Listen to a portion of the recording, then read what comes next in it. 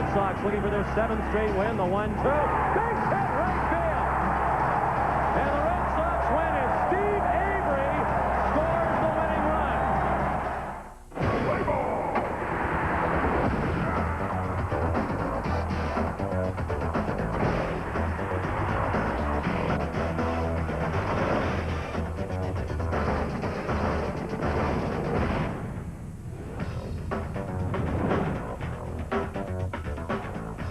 Live from Fenway Park in Boston, the New England Sports Network presents exclusive coverage of Boston Red Sox baseball.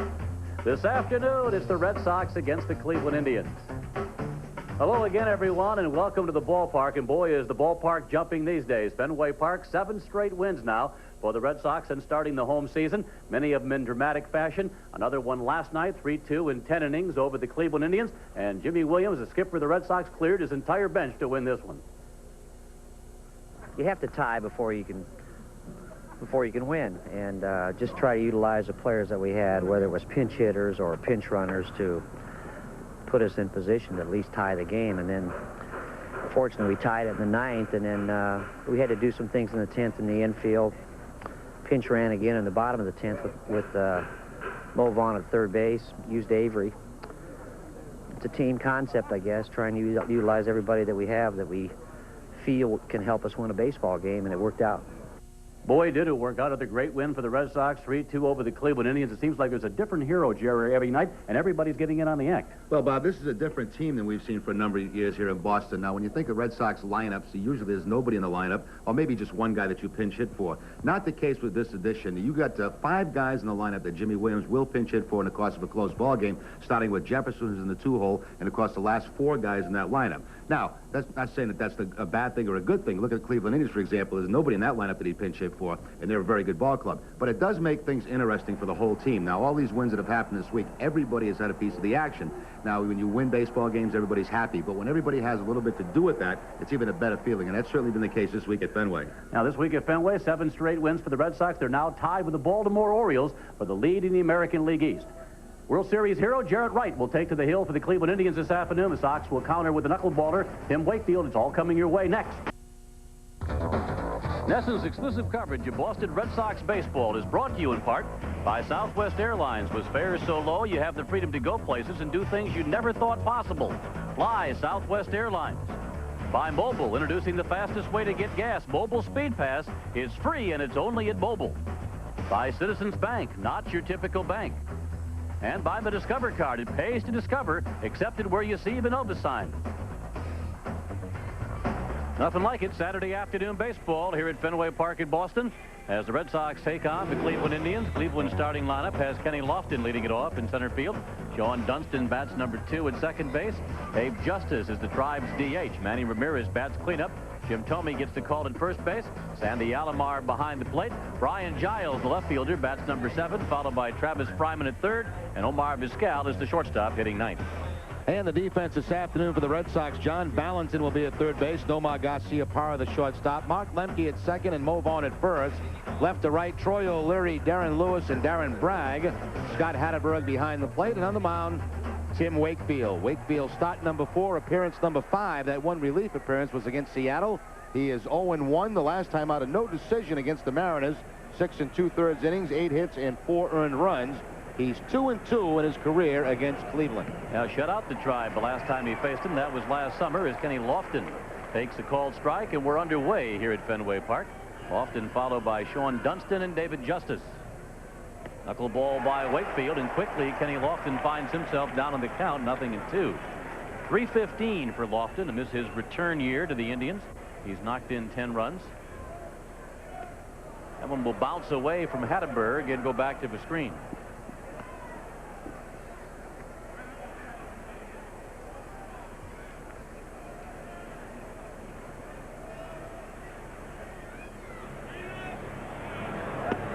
Swing and a miss. Lofton down on strikes. Wakefield opening the ball game with a strikeout. Well, we talked about many times the contrast in styles. Last night, Pedro Martinez with the hard fastball changeup, piling up the strikeouts. And now the knuckleball from Tim Wakefield. He picks up his first strikeout.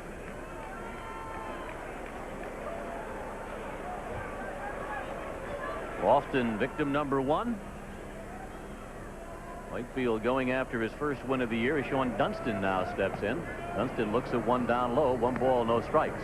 Mark Johnson is the plate umpire. Doug Merriweather works at first base, Jim Evans at second, and Larry McCoy is the umpire at third. Pitch is up high. 2-0 on Dunston, coming over from the National League. Playing second base for the first time in his major league career.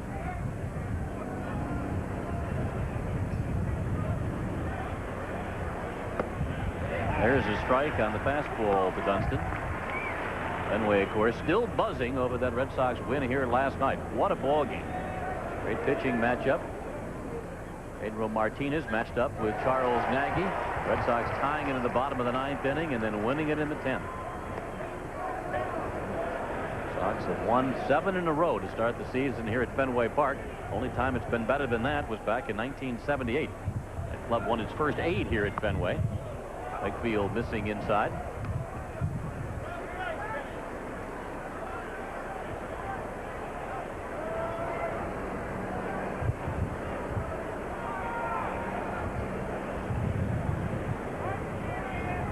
Payoff pitch inside for ball 4, so the Indians get a base runner with 1 out here in the first. Little change in the lineup this afternoon. Dunston moved up to the number 2 spot in the batting order. Vizquel drops to number 9. But this is a solid offense 1 through 9. No easy outs at all in this lineup. Speed at the top, and then you start the thunder, starting here with David Justice stepping in as the designated hitter. 319 on the young year, a couple of homers and 13 runs batted in. Indians began the year out west, won 6 of 7 on the trip, went 4-2 on the homestand. They just concluded with that emotional series with the Seattle Mariners, and then dropped game 1 here at Fenway Park last night. The Indians have a 10-4 record on the year. They lead the American League Central.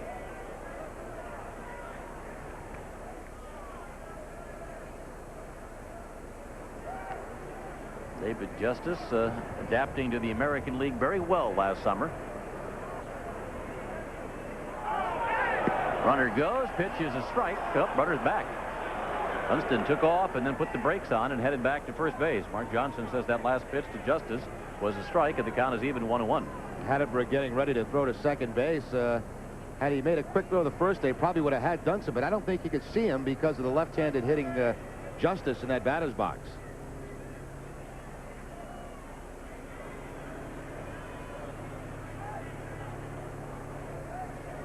Justice got a late start to spring training, coming off off-season knee surgery, patella tendon surgery. And didn't appear in a spring game until March the 16th, about halfway through spring training. Big swing by Justice.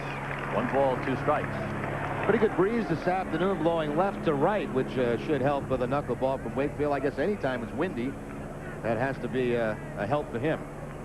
Wakefield's had some decent success against the Indians in the past. As mentioned, last time he saw him, he shut him out at Jacobs Field 7-0 last July the 18th. Nobody in the Cleveland lineup has particularly large numbers against Wakefield. Now Dunston goes, pitches a ball. Hatteberg decides to put it in his hip pocket as Dunston swipes second base. Well, a couple of problems, obviously, when you're catching a knuckleball pitcher. First of all, if you're going to be able to catch it clean, you use that oversized glove, and a lot of times you'll see the catcher go in and have a tough time to get a grip on the baseball, and it looks like that's what happened that time to Hatteberg. By the time he finally does get the grip, it's too late to make a throw. Justice in the air to center field. Darren Lewis in to make the catch. 2 outs.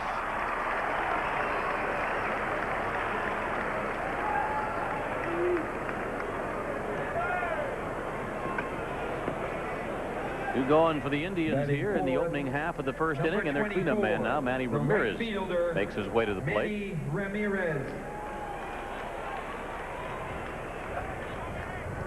.278 for Ramirez on the young year. 4 home runs in the cleanup spot. 13 runs batted in.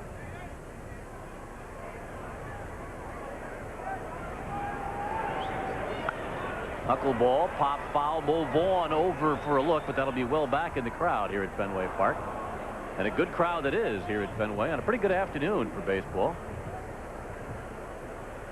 looks like we'll be very close to a full house, just judging how all the sections are filled in right to the top. There's a few empty seats for the late arrivals. Fenway Park filled in well last night for Pedro Martinez as soon as the rain let up. You see, Pedro almost doubled his ERA last night here. Yeah, he's been having a terrible year. He's now at 0.84, second in the league to Finley. Went from 0.39 to 0.84 last night. What a job he did. He better get his act together pretty soon. Here's Ramirez. A pop-up, shallow right. Aaron Bragg settles under it, makes the catch, and that retires the side. No runs, no hits. No errors, one left. The Indians scoreless. The Red Sox are coming up. Field in the top half of the first inning. Now the Red Sox on home turf. Jimmy Williams' lineup card features Nomar Garciaparra leading off, playing short. Reggie Jefferson rolls in with that number 2 hole. John Valentin follows, and Mo Vaughn hits cleanup. Troy O'Leary again gets the call out in left field. Scott Hatteberg behind the plate. The left-handed hitting platoon continues with Darren Bragg in right field. Darren Lewis playing center field. He will bat number 8, and then Mark Lemke, second baseman, hits 9th. And the defense this afternoon for the Indians, Travis Fryman will be at third base. Omar Vizquel, the shortstop. Sean Dunston at second, and Jim Thome at first. Left to right, Brian Giles, Kenny Lofton, and Manny Ramirez. Sandy Alomar behind the plate, and on the mound, Jaret Wright. Start number 4, a record of 1-1. He's coming off his worst outing as a major leaguer last time out against the Anaheim Angels. Only 3 innings in that game, allowed 7 hits. Last year he was 7-0 after Indians lost the game, so that's pretty much becoming his stopper in a hurry, and of course he was sensational in postseason play. Good matchup here to start the ball game. 2 of the top rookies last year in the American League. Nomar, of course, was the unanimous choice for the award. Jared Wright finished 5th. That, of course, was vote was taken before the postseason, and Wright was very active and very successful in postseason play. Nomar, 328, 3 homers, and 14 runs batted in. Garciaparra was hitless on opening day and has hit safely in the 14 games that have followed. He's got a 14-game hitting streak on the line as we get underway here at Fenway this afternoon. Wright faced the Red Sox 1 time last year. That was in Cleveland in July, and he was beaten that game by Steve Avery. Features a very live fastball. Kicking ball is down low. 2-0 now, the count on Nomar. Nomar had 3 hits in the game last night. Hitting a big one in the 9th inning. Fastball for Wright is sent foul by Garciaparra. 2-1 the count. Sox ended up getting 14 hits in the game last night. Finally winning 3-2 in 10 innings.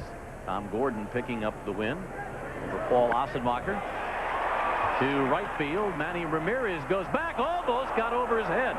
Ramirez had to leave the feet there at the last minute and flag down the line drive off the bat of Nomar Garciaparra. Now, once again, this park's going to play different this afternoon. Last night, the wind was blowing out toward left field. Tonight, it's blowing out toward right field, or I should say this afternoon, and that ball almost got up over the head of Ramirez. Nothing tricky this afternoon. Everything hard from Jaret Wright. Reggie Jefferson bats, looks at a fastball outside the strike zone. Reggie's struggling here in the early going, just 143. He was 0 for 4 last night, but it was his sac fly in the 9th inning that tied the game. And he gives the Red Sox their first base runner this afternoon with a solid base knock to center. Mentioned Jaret Wright last year, 3-0 in the postseason. He started 2 games in the World Series. Game 4, he was the winning pitcher, and he was also only the 7th rookie in the history of Major League Baseball to start the 7th game. He left with the lead. Of course, Florida went on to win it 3-2 in 11 innings. Jaret Wright was the first rookie to start a game in the 7th game in the World Series since Joe McGrain of the St. Louis Cardinals started against Frank Viola in 1987. Another 7th game rookie starter, Brett Saberhagen of the Red Sox, who at the time was with Kansas City. He pitched them to the World Championship. That was in 1985. Last year he started in Double-A. He went to Triple-A, to the big leagues, and of course postseason play.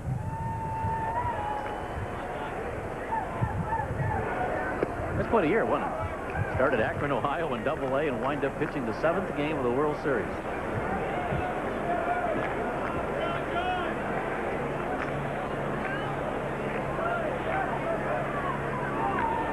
Tommy holds with Reggie Jefferson. Mark Johnson says that's a strike. 1-2. He's been tough so far this year on right-handers. They're only hitting 190 off right, but lefties have hit 419 so far this year. And, of course, Reggie just picking up the base hit, so that number will go up.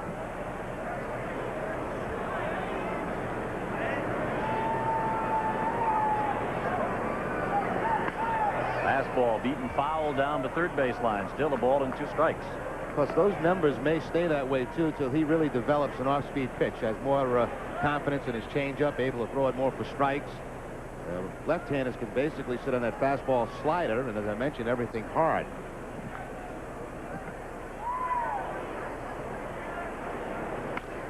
Hot shot speared by Tommy at first base. Reggie has no chance. He is doubled off, and that will end the inning. No runs, 1 hit, nobody left. We're scoreless after 1.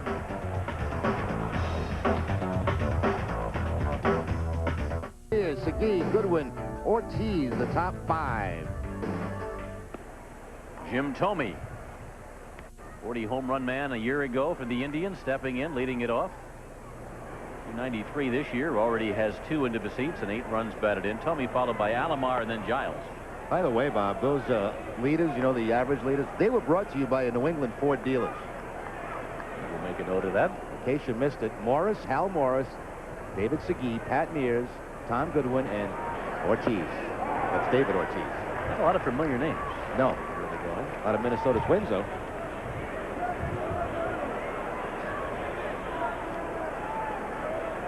Twins were doing fairly well. They have got waxed by the Mariners last night as Thome looks at 1 up high. Tim Wakefield looking for his first win of the 1998 season. He's averaged 14 wins a season for the Red Sox in his 3 years in a Boston uniform. Thome will have to run this one out. Hatteberg will throw him out at first base. Second strikeout of the game for Wakefield. Again, when you're watching a Wakefield game, if you see the catcher having a tough time holding on to the baseball, it means he's got a pretty good knuckleball, and that has been the case here early for Hatteberg.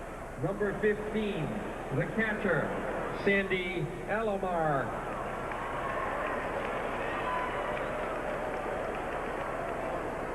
Sandy Alomar Jr. stepping in now for Cleveland. 41 on the young year, 1 homer and 4 runs batted in. First ball hitting. Nice big hop there for John Valentin at third base. Over to Mo Vaughn and a couple of quick outs for the drive here in the second. Alomar right now on a 1-for-22 streak, and I don't imagine when you're having a tough time getting hits, you really look forward to facing a knuckleball pitcher. Batting 7, number 22, the left fielder. Valentin's had a very sharp homestand defensively at third base. He's made some great plays going both toward the hole at shortstop and also toward that third base line. Here's a guy who's really been a spark plug for the Indians in the early going. Look at 6 home runs already, 440 batting average. He had the home run off Pedro Martinez last night. And that 0-2 pitch lining it into the bullpen. Leader Ken Griffey, who hit number 7 last night against the Twins. Jose had 1 last night. He's got 6 on the year. As this is grounded to Lemke at second, over to Mo Vaughn. A 1-2-3 second inning for Tim Wakefield. Still scoreless here at Fenway Park. Score at Fenway as we move to the bottom of the second inning. Well, Red Sox fans, check out the new 24-hour Touchstone ticketing by calling 617-482-4SOX. This new system's the easiest way to purchase tickets any time of the day. Why not use the latest technology to purchase Red Sox tickets at one of America's oldest and most storied ballparks? Big roar from the crowd greets Mo Vaughn as he steps in to lead off for the Red Sox here against the right-hander Jaret Wright in the second inning. Mo Vaughn, Troy O'Leary, and Scott Hatteberg coming up. It's against the hard-throwing right-hander. 367 for Vaughn, off to the excellent start with 5 homers and 15 runs batted in. Right downstairs with that offering, 2 balls, no strikes. Wright, a former #1 pick in 1994. Out of Catella High School in Anaheim, California, just down the road from what is now Edison Field. Father Clyde pitched for a number of big league ball clubs, as you mentioned, primarily with the California Angels, which is where they settled in Anaheim. As Vaughn takes a called strike.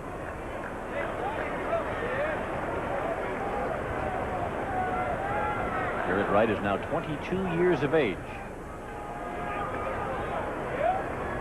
Started last year at Akron, promoted to AAA Buffalo, then to the big club, then all the way to the World Series. Vaughn rocks this one to right field. Back goes Ramirez. That one goes over his head.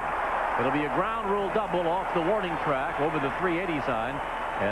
Ground rule double for Mo Vaughn.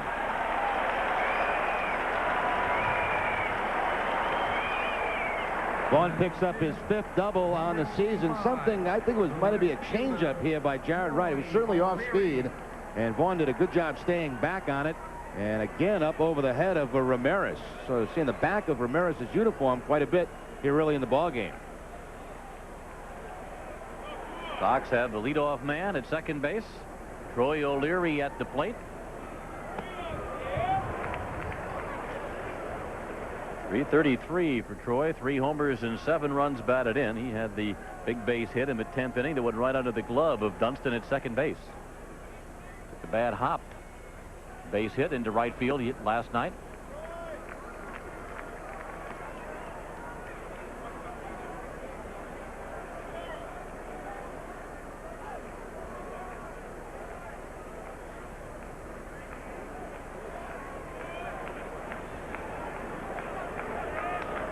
Foul back by O'Leary. I mentioned, Bob, last inning, the fact that at least to this point of the season, Wright's had trouble with left-handed hitters, and of course the Red Sox lineup loaded with left-handers here this afternoon. Jefferson, Vaughn, O'Leary, Hatterberg, Bragg, and Lemke.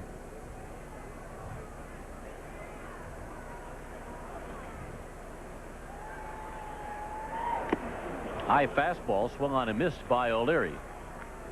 2 balls, 2 strikes. Numbers for Wright last year. Right-handers hit 193 a year ago against them. Left-handers were at 280. As you mentioned, that's up considerably this year.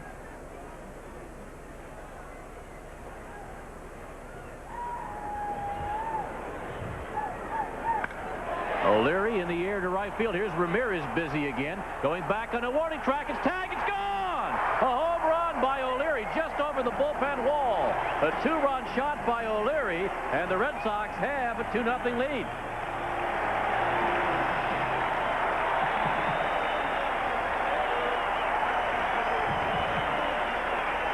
You have to see it on replay, but that did not appear to clear that wall by much out there. 4th home run of the year for O'Leary. So the double by Vaughn, the 4-bagger by O'Leary, and a 2-run lead for the Red Sox. Now this has been some homestand for O'Leary. He's now 12 for 26. His 4th home run of the homestand, and just barely making over the wall into that bullpen. But again, the back of the uniform of Ramirez in right field. Called strike on Scott Hatterberg. Look what the lefties have done so far. Jefferson a hit, Vaughn a double, and O'Leary the home run.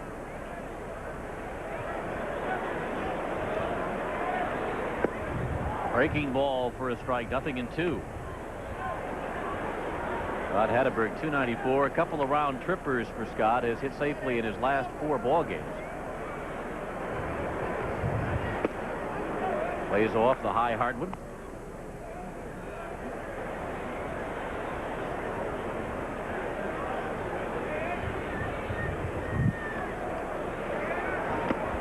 Swing and miss.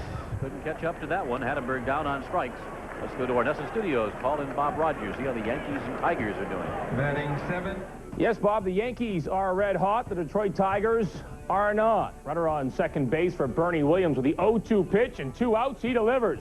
The base hit into right field. Bobby Higginson comes up throwing, and it gets by the catcher. The Yankees up 1-0 in the first.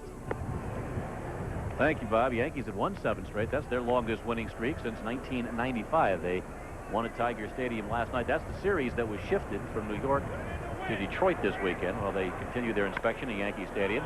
Here's Darren Bragg with a ground ball to Dunston at second, over to Jim Thome at first for the second out of the inning.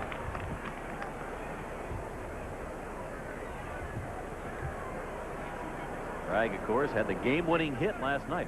Batting 8, number 20.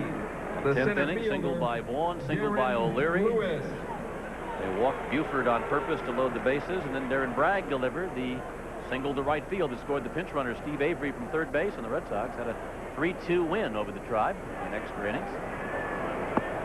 Aaron Lewis looks at strike 1. Lewis had a nice defensive play. 0-2 in the game last night. Playing fine defensive outfield for the Red Sox. And his average starting to climb now to 38. He's got a mini 4-game hitting streak right now. Fouls it back, 0-2.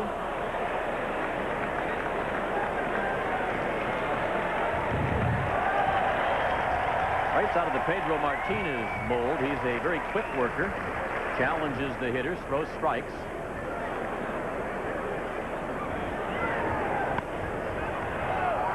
Good fielding pitcher. Over to Tomey at first. Red Sox retired. They get 2. Double by Ball and home run by O'Leary, a 2-0 lead.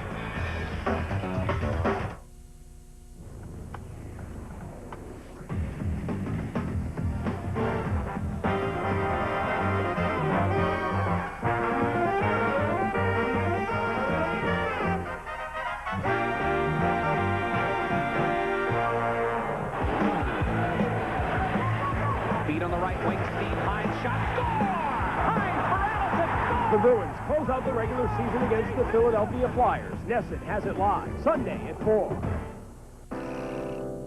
When the unexpected happens, Dodge Dakota swings into action. Standard dual airbags help guard you from the front. High-strength steel door beams help shield you from the side, while the front seats are designed to help protect you from the rear. When it came to building a safer truck, we considered all the angles. Dodge Dakota. It's full of surprises. Hey, it's Nearing. You're throwing against us tomorrow, right? I need a favor. You see, for every home run, we get $100 goes to the kids in New England. So you just throw some fastballs right down the middle. Yeah. I know you got a good curveball. Don't throw any. For every home run that Tim Nearing's team hits at Fenway, Citizens Bank donates $100 to athletes reaching out, funding children's charities in New England. No. Don't walk anybody either. Come on, do it for the kids. Batting 8 for Cleveland. Back here at Fenway Park, the Red Sox have staked Tim Wakefield to a 2-run lead thanks to O'Leary's home run in the bottom of the 2nd inning. Still hard to picture Travis Fryman in anything other than a Detroit uniform, as Fryman now leads off for the Indians. Tigers let Fryman go to the Arizona Diamondbacks, who in turn traded him to Cleveland. Matt Williams, who was the Indians' third baseman, going back the other way, and for Williams it's a homecoming. Fryman steps into the first offering here from Wakefield towards the wall in left field, high off the wall in left center. Fryman goes for 2. Here's the throw by Lewis, and Fryman just in ahead of the throw, a leadoff double.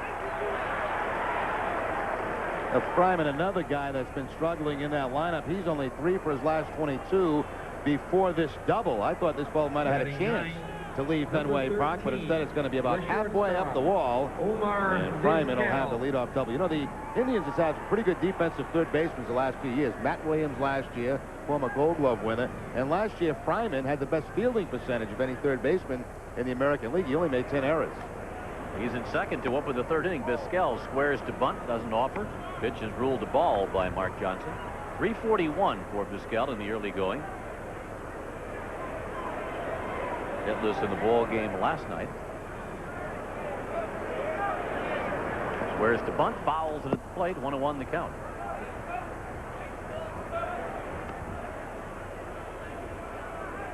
Strange to see Vizquel bunting against Wakefield. He's hitting .400 against him. He's got the best average of anybody in this Cleveland lineup against the knuckleball.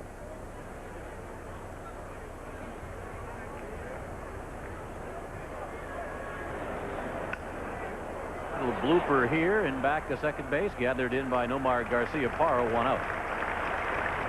Well, catch all the action of the NHL Stanley Cup playoffs with Bruins playoff tickets. Tickets are on sale at the Fleet Center box office, all Ticketmaster outlets, or by calling Ticketmaster at 617-931-2222. Get Cup crazy. Get your playoff tickets today. Second trip through the order now for Tim Wakefield. Kenny Lofton stepping in.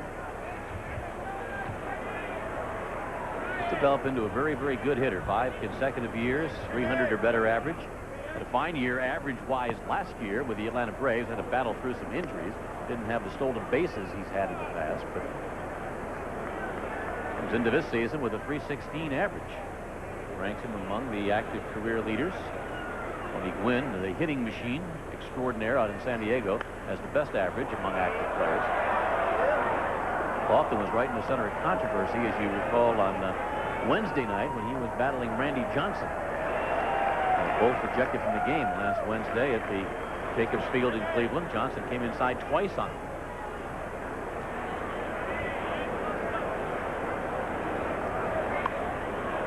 Foul back, 1 ball, 2 strikes.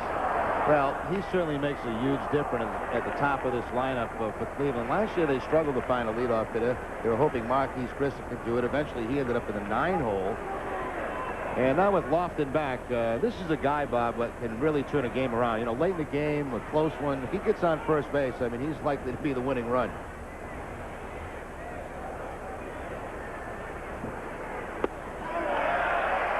Called out on strikes here.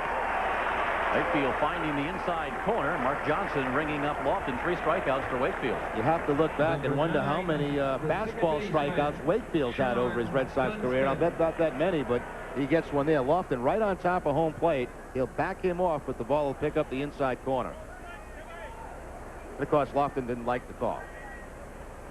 The replay showed that it was a pretty good call by Mark Johnson. Line drive here towards center field. On is Darren Lewis. Sliding catch. It's perhaps a base hit away from Sean Dunston and maybe save a run for the Red Sox. Fryman stranded at second base for the Indians. We've played 2.5 here at Fenway. Sox 2 and Indians no score.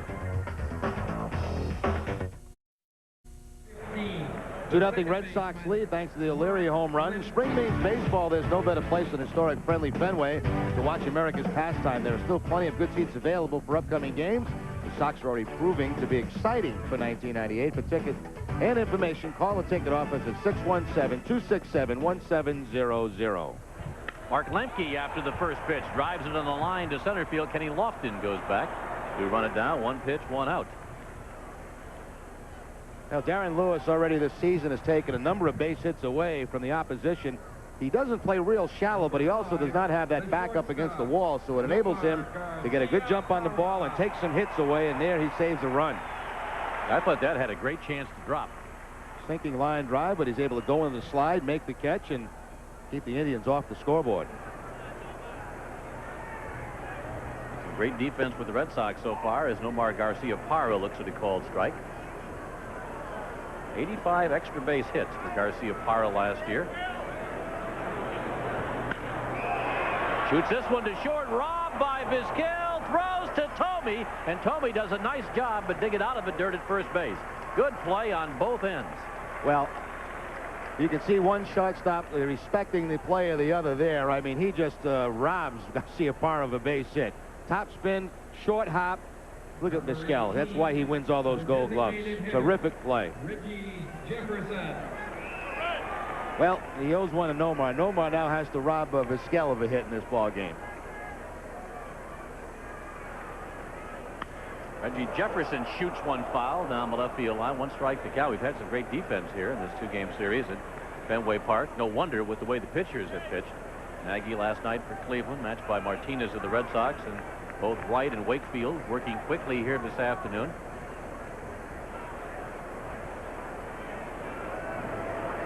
As you mentioned during the game last night, Jerry, that's the way baseball should be played, with the pitchers challenging the hitters like Martinez. You got the good pitching, and you got the great defense behind them. Well, you got pitchers out there that have confidence in their stuff. They work quickly. They keep their teammates involved on their toes, and it's fun to watch.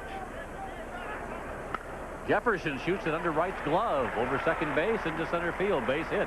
So Reggie, who started slow this year, is now 2 for 2 against the Tribe here this afternoon. Well, he got a big sacrifice fly in the game last night to tie it up, and sometimes that kind of at bat that can get you going in the right direction.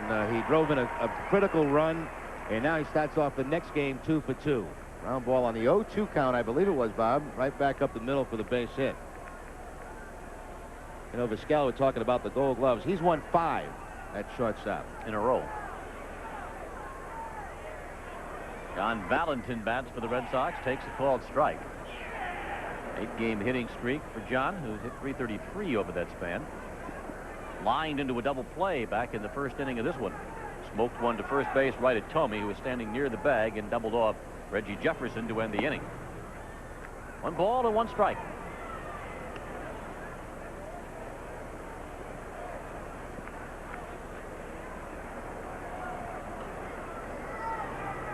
Jaret Wright won his first start at Seattle, 9-7. The loser his last time out against the Anaheim Angels, beaten by the Angels 12-1 at Jacobs Field on April 12th. Losing to Chuck Finley in that ball game. Everybody's losing to Chuck Finley here early, aren't they? Finley leads the league in ERA. Yeah, what about 11-game winning streak, too? That's right, going back to last year. On balance and skies this one right field way. Ramirez, who's been busy in this one, settles under it, makes the catch, and that will retire beside. No runs, 1 hit, 1 left. Still 2-0 Sox.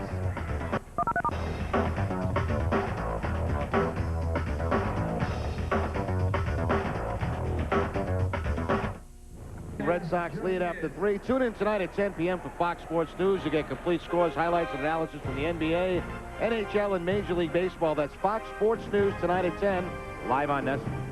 David Justice leads off in the Tribe. First ball hitting, lofts and foul.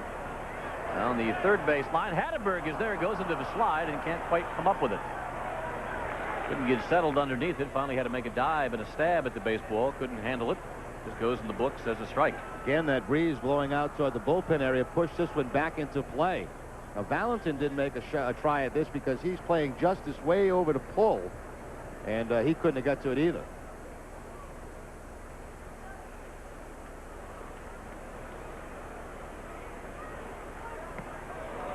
And 2. 33 home runs and 101 RBIs for Justice last year. Indians making that trade with Atlanta, getting Justice and Grissom for Lofton and Embry, and now Kenny Lofton is back in the Tribe uniform.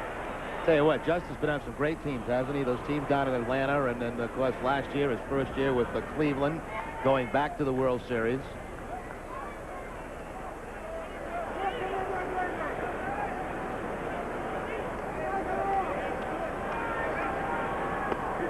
Wakefield just missed. No, says Mark Johnson. 1 ball, 2 strikes. He almost had his second strikeout on a fastball.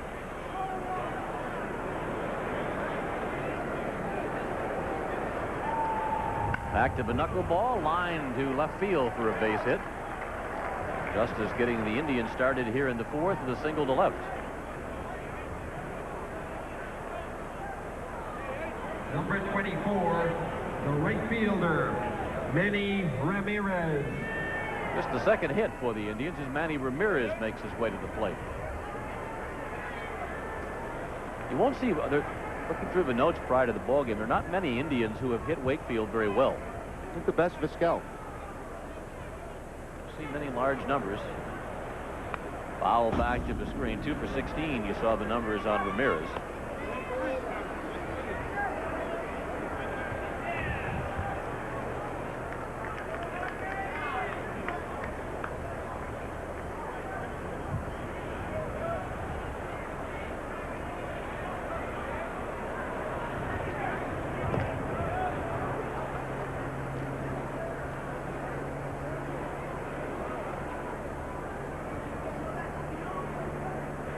That knee injury we're talking about for Justice, that was his left knee. Had some shoulder problems last season, too, for Cleveland. But still put up the big numbers. As you mentioned, in the end, they get Kenny Lofton back as well. No balls, 2 strikes.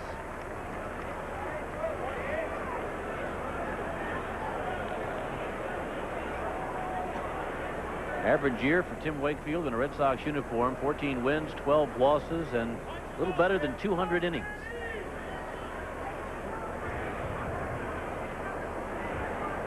Knuckleball, foul back on the screen. Still no balls, 2 strikes.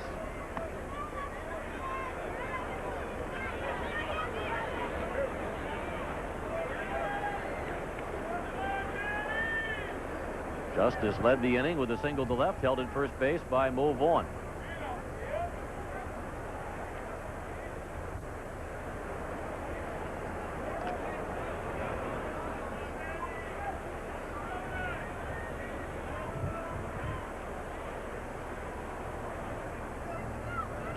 Home runs and RBIs down a little bit for Ramirez. He went from 33 to 26 home runs last year. His RBI total dropped from 112 to 88. Still appeared in 150 ball games. Young man goes home happy with a souvenir. Whole family's happy there. That staff member went a long way to give away that souvenir. He must have had that hand-picked. Ramirez shoots it to right field. Base hit. Justice will stop at second base. Well, a pretty good at-bats put on by the Indians here to open the fourth inning. And notice both guys are taking Wakefield the other way. Justice, his base hit to left field, and Ramirez has always been an excellent opposite field hitter, and also with power to the opposite field. Here's the backdrop. Again, we have day baseball here at Fenway, and they have covered up 2 sections of seats in center field to provide the hitters with a better hitting background. And also the catchers. Catchers for a number of years have had problems with that center field area. Remember, they're crouched down, so they're looking directly in the center field bleachers. Now much easier to pick up the baseball as Jim Thome steps in for the Indians.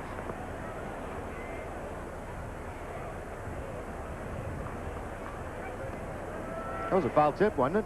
That's what I was looking at on the scoreboard. They got a ball up on the scoreboard. I thought he fouled it off. Looks like this is a foul tip off the bat of Jim Thome. It is. It's a strike. And they have corrected it on the scoreboard. Thome now with a full swing and is down on the count, 0-2. There were 2 strikes on the previous 2 hitters this inning. David Justice and Manny Ramirez both hung in there and delivered base hits the opposite way.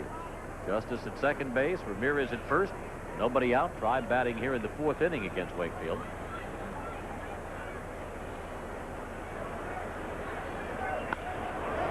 Shoots this one to left field. O'Leary over to make the catch in front of the scoreboard.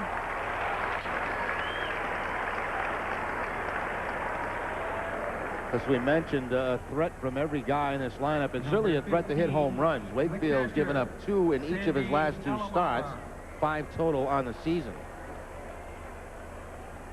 Another left-handed hitter going the other way.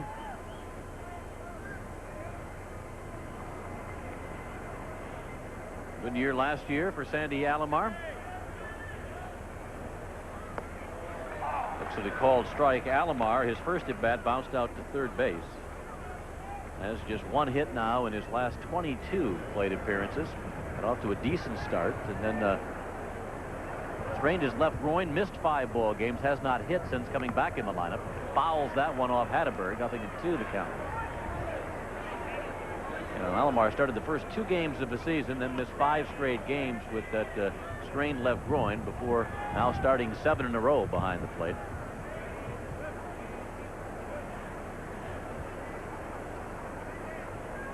Been with the Indians a long time, since the 1990 season. Has battled injuries through much of his career on the lakefront. Rounds this one to short. Could be up. Gets past Garcia Parra into left field. Coming home now is David Justice, so it could have been, or might have been, a double play. Is not. Indians are on the board, and it's now 2-1.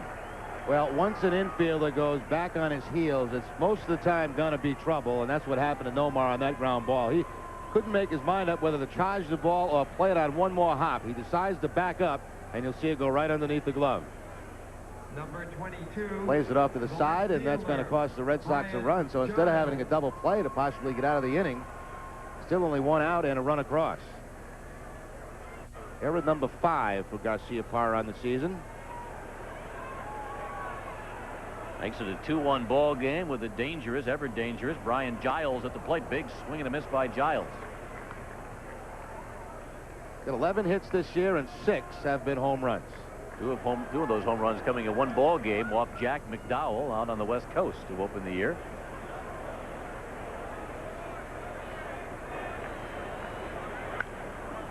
And this one down the left field line. That'll reach the seats.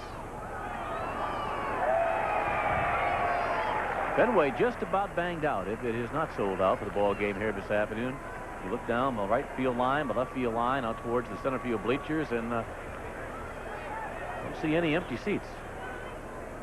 Every seat seems occupied. Tough at bat for Giles, who goes down on strikes. That's the fastball again from Wakefield? High knuckleball, and I think Giles, about halfway through the swing, wanted to stop it, but couldn't. Travis Fryman. It's unusual to see a hit it that late on the knuckleball, but I think he wanted to stop that swing about halfway through. Travis Fryman bats. He has some decent numbers, one of the few Indians. Vizquel would be the other one. 1 strike to count.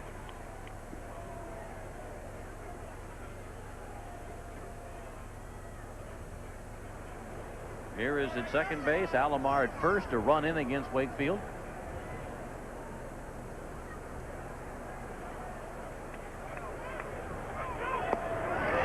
Fryman down on the count, 0-2.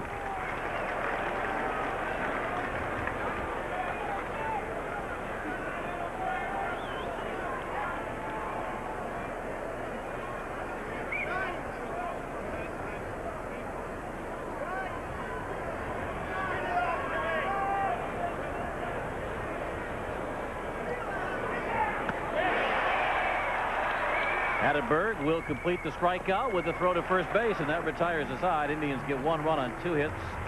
Garciaparra had the error. Tribe Strand to pair. 2-1 Boston midway through the 4th inning. I've been have a 2-1 lead over the Indians. Sox batting here, home half the 4th inning. Troy O'Leary a 2-run homer to give the Sox the lead in the 2nd inning. Mo Vaughn has a double and has scored a run, and the Indians pick up an unearned run. In the top half of this inning, it's 2-1 now, as Mo Vaughn will get the Red Sox started against Jaret Wright in the 4th. Second at bat for Vaughn this afternoon. Second time Mo has led off an inning. Now, Bob, what do you do? Have one more training run today before you run the marathon on Monday, or do you take the whole weekend off? I think I'll just take the weekend off now, Jerry. And I might take Monday off as well. Just get after it Monday, huh? So you're able to run that, work the Patriots Day game, or is it Patriots Day? No. Yeah, it is Patriots Day. Patriots Day. Can't watch it on TV, but while I run, Jerry, I wear the radio headsets to listen to the game. Well, good. I hope you get your personal best this year. Matter of fact, if the game gets over here, I might go to the finish line and wait for you. Just keep waiting, Jerry. I'll be there. Mo Vaughn, Troy O'Leary, and Scott Hatterberg. That's always a great day, though, for the city of Boston. Baseball game in the morning. Great 26-mile run. Tommy McLaughlin, who is in charge of the visiting clubhouse here at Fenway, will be running in the marathon on Monday. He's done that a couple of times. Didn't Jack McCormick, traveling secretary, also run in it? Yeah, he's not going to run this year, though. Ground ball, right side. Tomey boots it. Wright recovers, back to Tomey. That's the old 3-1-3 to get Mo Vaughn. Plus, that's a play they work on day in and day out in spring training, the 3-1-3. Mo didn't get out of the box very quickly, and had he been able to, he might have beat this out. Number 25. Right back to the pitcher, who's doing his job getting over there, and they still have time to get Vaughn by a couple of steps. Batter is Troy O'Leary for the Red Sox. Last at bat for O'Leary a couple of innings ago in the 2nd with Vaughn aboard. Following a leadoff double, O'Leary loses it into the bullpen in right center field. His 4th home run of the year gave the Red Sox a 2-0 lead. That lead has now been halved to 2-1 as O'Leary bats with the bases empty, 1 out here in the 4th. Sox all had difficulty on that first road trip hitting. They came home to Fenway with a batting average of about 230 or maybe even a little less than that. Now have it up to 272 as a team.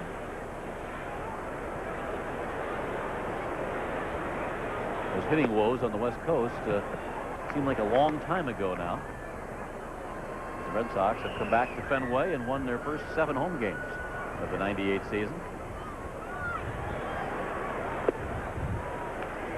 3 balls and 1 strike.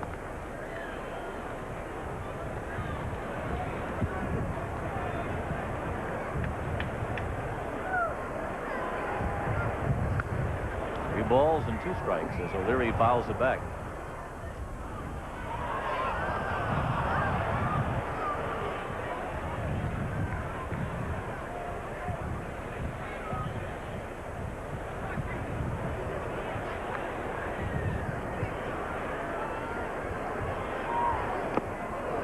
Down swinging goes O'Leary. Foul tip held on to by Alomar. Second strikeout of the afternoon for Jaret Wright.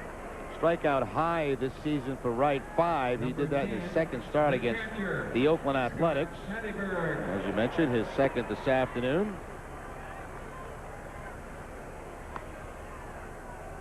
What a great day this is. This might be the best we've had this year, right? Say, we've been very fortunate on this first homestand. We've had some terrific weather.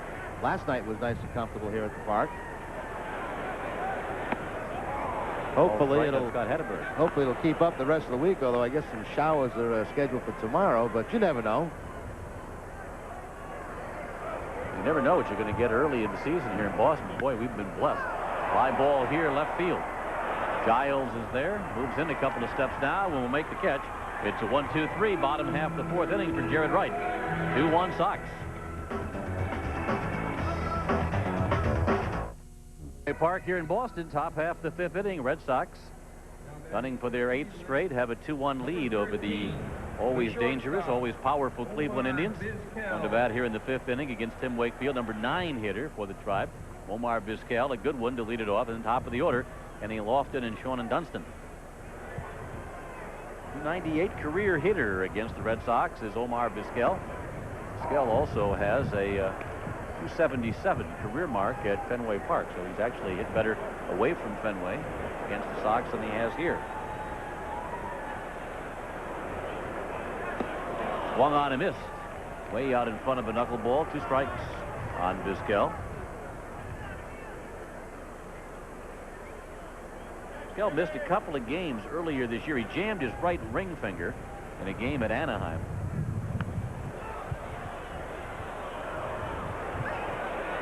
Missed a couple of days. He has been the premier defensive shortstop in the American League. We mentioned he's won 5 consecutive Gold Gloves.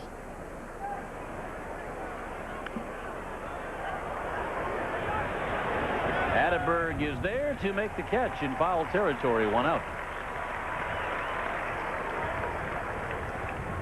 Like Valentin wanted to call Hatteberg off that pop-up, but the catcher had his mind made up that he was going to make the play. I think for a while even Wakefield felt like he was going to make the play. That's a tough catch for the catcher because that ball always going back toward the infield and makes it a little bit more difficult to play. That's why you see catchers get spun around on those balls behind home plate, turn their back to the infield because the ball's going to come back to them. Top of the order for the Indians, Kenny Lofton takes a called strike. Lofton very happy to be back in Cleveland, has signed a new 3-year contract extension. Drives this one on the line to left field. It's a base hit. Well, the first time he makes contact this afternoon, and he picks up the base hit, and of course Lofton with 6 stolen bases. Always a threat to go. Tom Goodwin of Texas leads with 11. And then it's Hunter of Detroit, McDonald of Oakland, and Kenny Lofton with 6. Lofton had led the American League in stolen bases 5 straight years prior to his trade last year to Atlanta. I mentioned he was bothered by that groin pull and didn't run as much in the National League. His stolen base total dropped to 27 a year ago. He also thrown out 20 times, which was the most in the National League. But again, most of that because of the leg problem. Doing a little road work.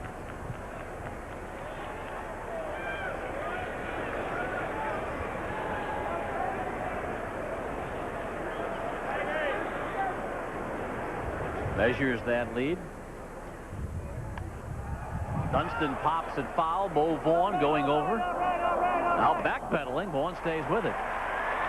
That wind must be worse than it looks based on looking out at the center field flag here, Jerry. There's been a number of players that have had some difficulties. Well, the one the players use to judge on, which direction is going to push the ball is the one directly above us over home plate. That gives you a better indication, and certainly today it's pushing out toward the bullpen area. Just thinking one almost got over Ramirez's head out in right field. Hatteberg had the one on the warning track, the foul ball.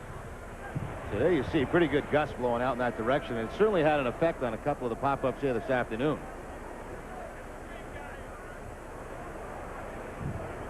David Justice, the batter for the Indians, with Lofton at first base and 2 outs.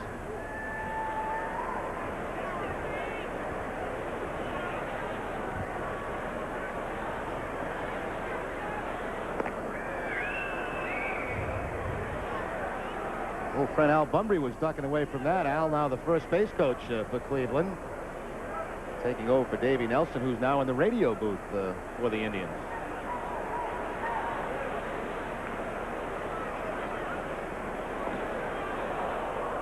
Close at first base. Lofton 6 for 8 this year.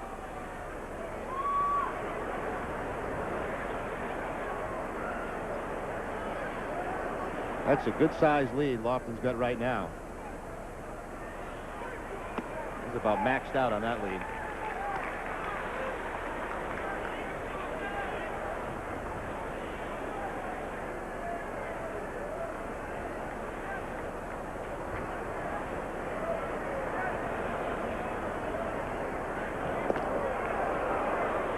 And even with that lead, he's still able to get back standing up.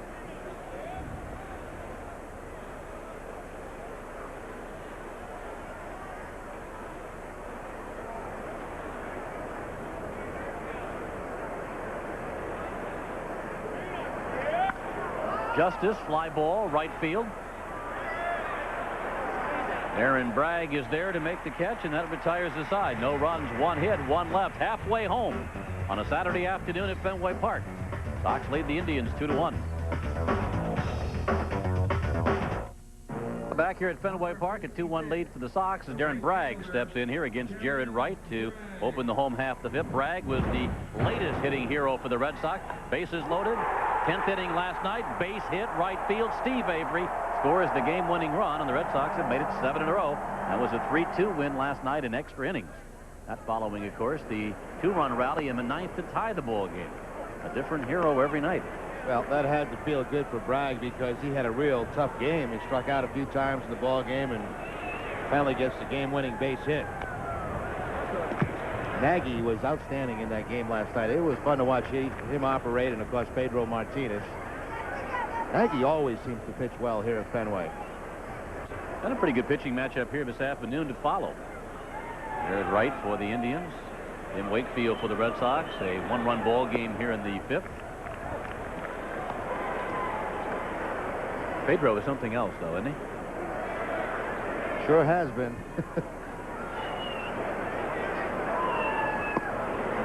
Wright is up high, trails in the count, 3 balls and a strike. Both Wright and Wakefield have been pretty much ahead of the hitters all afternoon long. In fact, at this point, there's been just 1 walk between the 2 of them. That was a walk to Dunston by Wakefield back in the 1st inning. Full count on Aaron Bragg.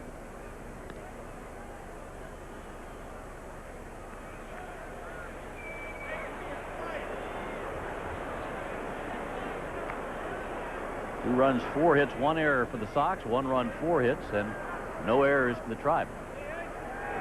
Payoff pitch to Bragg. Fouled at the plate.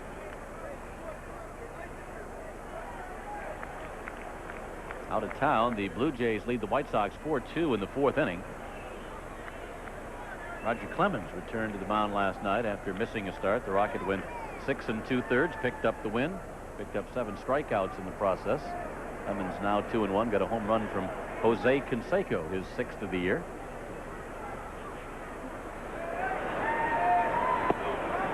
Ball 4 gets the Red Sox started here in the 5th inning. Let's go to our NESN studio and call in Bob Rogers. Bob? All right, Bob, we talked about how hot the Yankees are. They've won 7 straight. The Tigers are very cold. They've lost 6 straight, but they come back to tie this game up. Little base hit in the right field by Joe Randa, and it's 1-1 in the 3rd. Now, Tigers start the day in the basement of the American League Central Division, where they reside now. 3-11 on the year for Detroit, 7 games behind the Indians.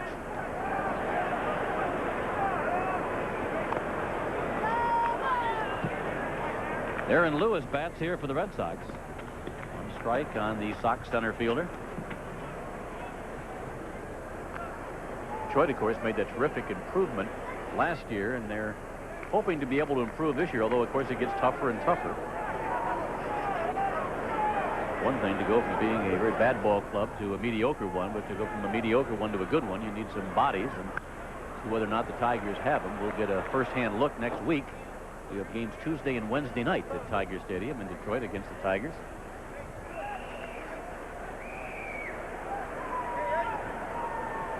Detroit no longer in the Eastern Division. They've shifted to the Central, replaced by Tampa Bay in the East.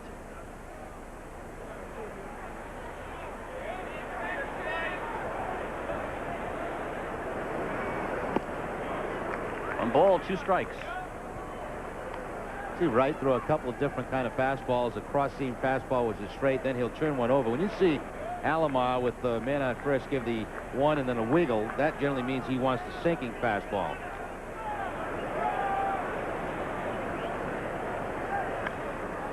Pop foul back in the safety of his seats. Still 1-2 on Darren Lewis.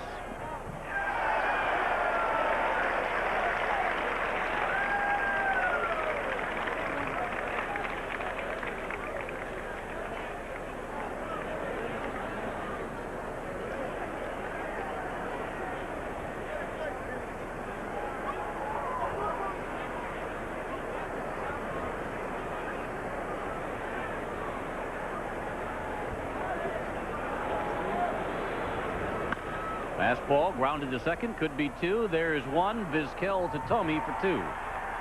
Dunston to Vizquel to Thome. 2 for the price of 1 for the Indians.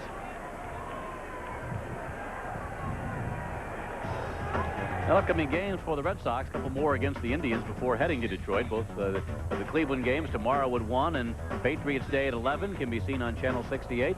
And then the Detroit series Tuesday and Wednesday night from Tiger Stadium, 7 o'clock right here on NESN.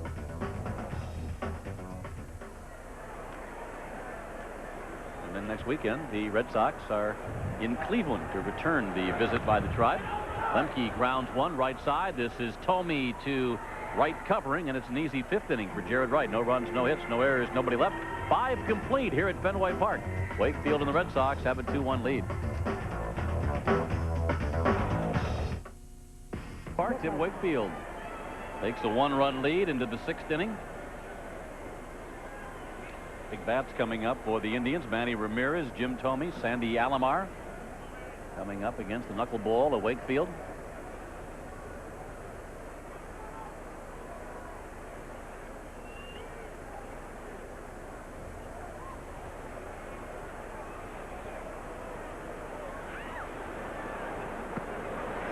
Knuckles in for strike 1 on Ramirez, who's flied to right and singled to right in his 2 trips.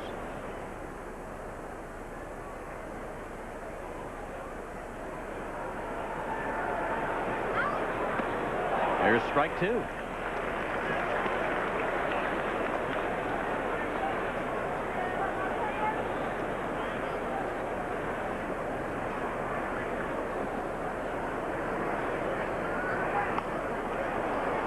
Fly ball, right center field. Darren Lewis over to make the catch. 1 out.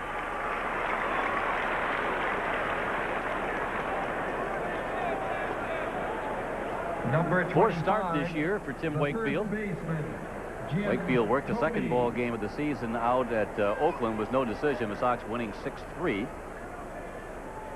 Wakefield took the loss at Anaheim April the 7th, losing 6-1 to the Angels, and then Tim was no decision his last time out against Seattle. That was here at Fenway Park on April the 12th. Sox finally won that ball game 8-7 on Reggie Jefferson's base hit. And guess what? The bottom of the 9th inning. Here's Thome popping it up. Garciaparra going out. Darren Lewis coming in. Easier play for Lewis, obviously. And the center fielder makes his 2nd catch of the inning. Wakefield's actually pitched good enough in all of his starts to have some wins, but not the case. 0-1 on the season. You mentioned the no decisions, Bob. He's kept the team in the game in every start. Sandy Alomar here for the Tribe.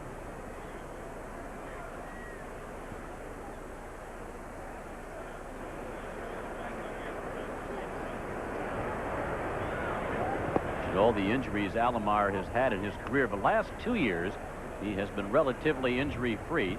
As we take a look at who's cold for the Cleveland Indians, Alomar right there in the middle of it. Alomar played 125 games last year, 127 the year prior to that. But in the 5 seasons prior to 1996, he never made 100 games in a year. Actually, he never made 90 games in a season as he battled various injuries.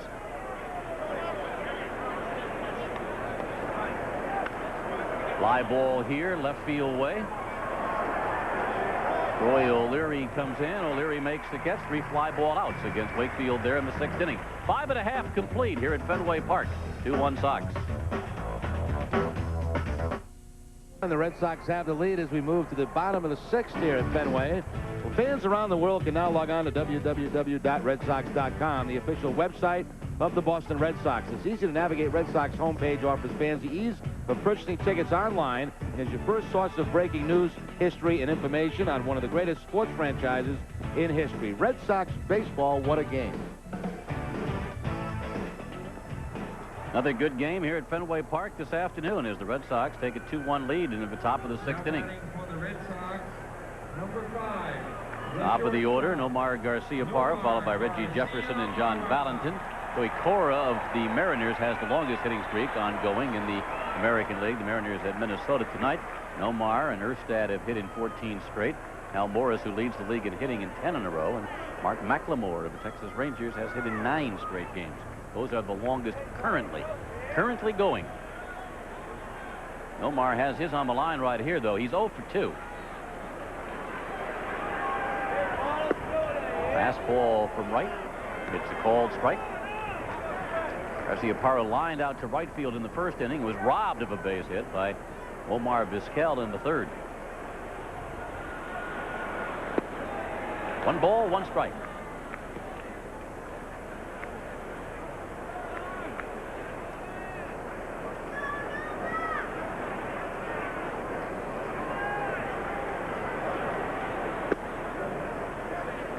Wright missed the outside corner, trails in the count now 2-1. Nice bounce-back game here for Jaret Wright after a tough outing last time out against Anaheim. Nomar down the right field line. That's a foul ball, says Chuck Merriweather, the first base umpire. Garcia-Parra that close to extending his hitting streak to 15 straight. And Merriweather had a terrific look at it. He just has to spin around and didn't miss by very much. But it was definitely a foul ball. That close to extending that hitting streak to 15 games.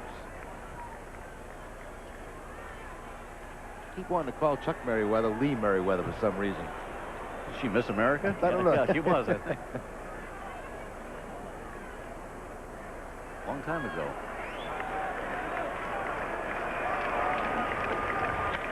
Garcia-Parra extends the hitting streak anyway. Rounds first, hustled back in by Giles, a leadoff single for Nomar Garcia-Parra. How about that for hitting? You know, he just misses one down the right field line and a pitch that's away. And then Wright tries to come back in with his tailing fastball, and watch Nomar get the hands in. I mean, that's a tough pitch there to get the barrel of the bat on. Nomar is able to do that and hit the hard line drive to extend the hitting streak. What an adjustment he made in that at bat to pick up that hit. I think when you make a pitch like that, you got to jam the guy, you know, break his back. Then you're throwing over to first base, trying to keep him close. Nomar leads the Red Sox 6 with a single to left. Held at first base by Jim Thome, the batter at the plate. Reggie Jefferson. Jefferson takes a called strike.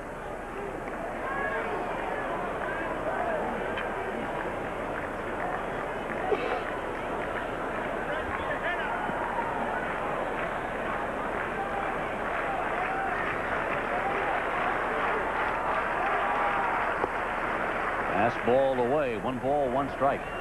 And one of the reasons Jimmy Williams likes Jefferson in this spot, he doesn't have to pinch hit for him as much late in the game. Now you see you got Garcia-Parra, Jefferson, and Valentin, so they're probably going to leave that right-hander in there for Valentin, which allows Reggie to hit again. Now you get down to Vaughn. That's when the lefty comes in. So if you've got Reggie behind Vaughn, they're going to pinch hit for him. Here he's got a chance to see that right-hander.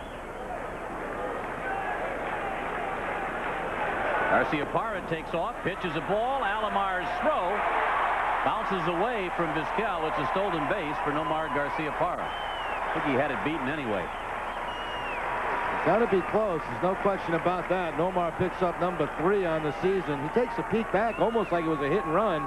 Not the case. And the ball gets by Vizquel. Three's been caught a couple of times.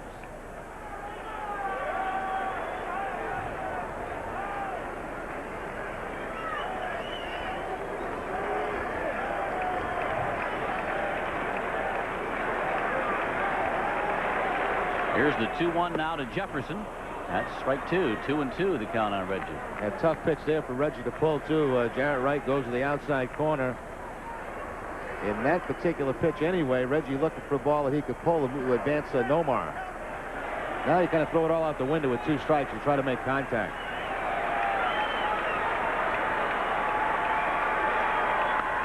Able to pull that one. Comey will win the race to the bag. But Jefferson does his job, pushing Nomar Garcia-Parra over to third base. Well, that's one of those good outs. You know, you make an out and you get handshakes from your teammates for advancing that runner. Now Nomar at third base in less than 2 outs. Indians will pull the infield in.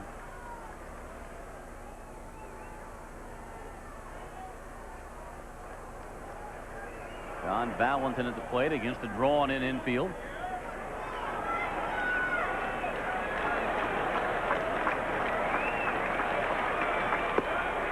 One ball and no strikes to count on John.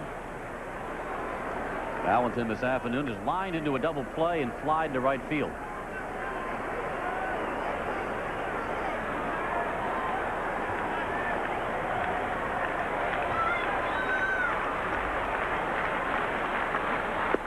There's the strike. 1-1. Valentin has an 8-game hitting streak.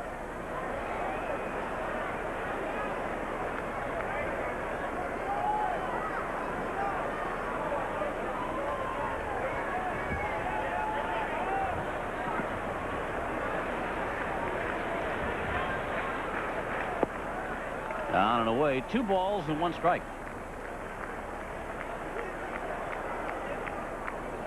Vaughn waiting his turn in the on-deck circle.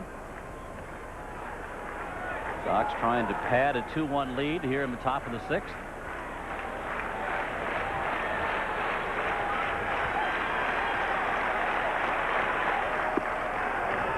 And Wright works him away, falling behind now 3 balls and 1 strike.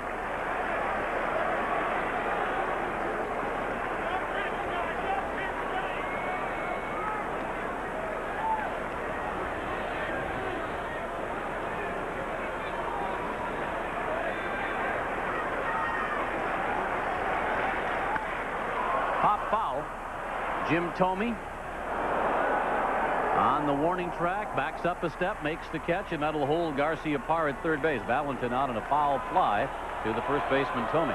Now that's frustrating too for Valentin. You got the count in your favor, 3-1, the man at third base, and you end up popping it up.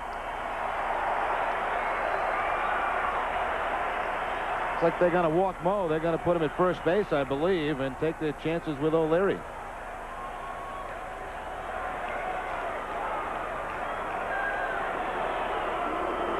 The third time that Vaughn has been walked intentionally this year.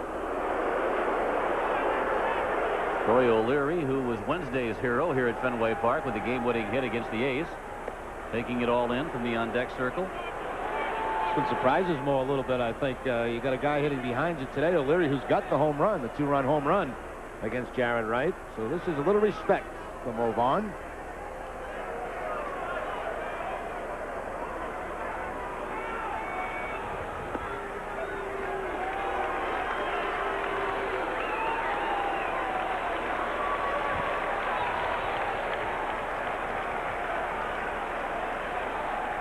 Mo is walked intentionally. O'Leary with the home run for 2 coming to the plate. Troy O'Leary.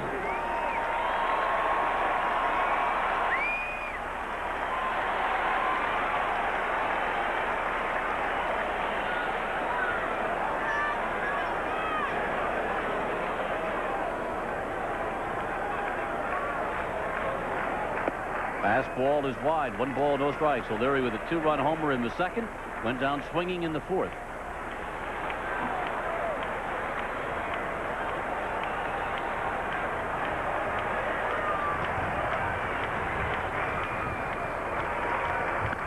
O'Leary will send it foul.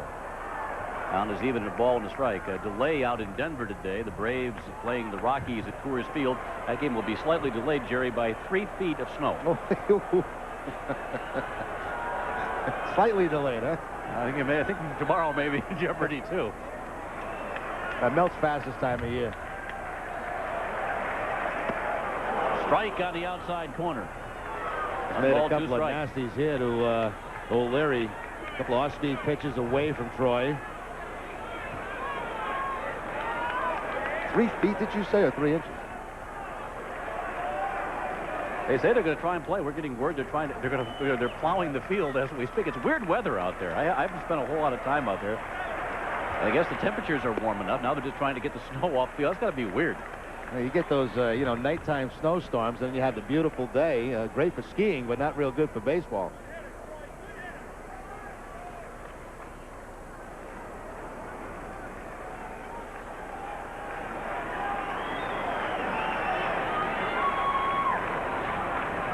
Two now to O'Leary. Fights it off. There'll be no hitting today in Colorado. They got to remove the snow from the field, try to get the game in. We'll try to start on time.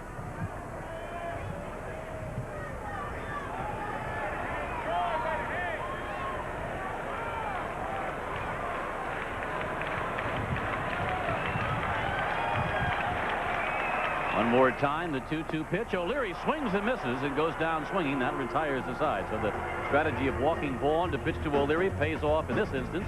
For the Cleveland Indians, we head to the 7th, 2-1 Red Sox.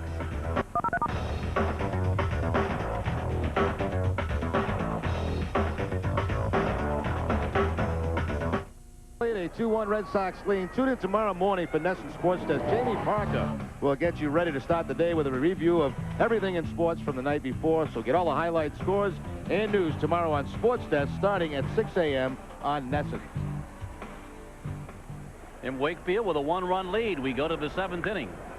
Ryan Giles leading it off with a fly ball here to right field. Aaron Bragg will make the catch. There's one away. Let's go to our NESN studio and call in Bob Rogers. Bob?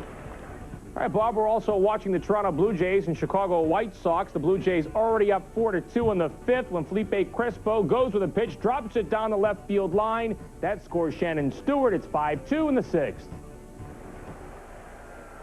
Back here at Fenway Park where the Red Sox have a 1-run lead. I was going to say that Wakefield's pitching to the bottom 3rd of the order, but in Cleveland, in that situation, the bottom 3rd of the order doesn't make much difference. We've got 60 strikes and 76 pitches for Wakefield. Wright has thrown a ton of strikes, too. Here's a Cleveland lineup that features Travis Fryman hitting in the number 8 hole. Pounding foul down the 3rd base line. Count is even, a ball and a strike. Yeah, Fryman last year had 22 home runs and 102 RBI in Detroit, and he's hitting 8 for Cleveland. Wakefield done a heck of a job this afternoon. The run against him unearned back in the 4th inning.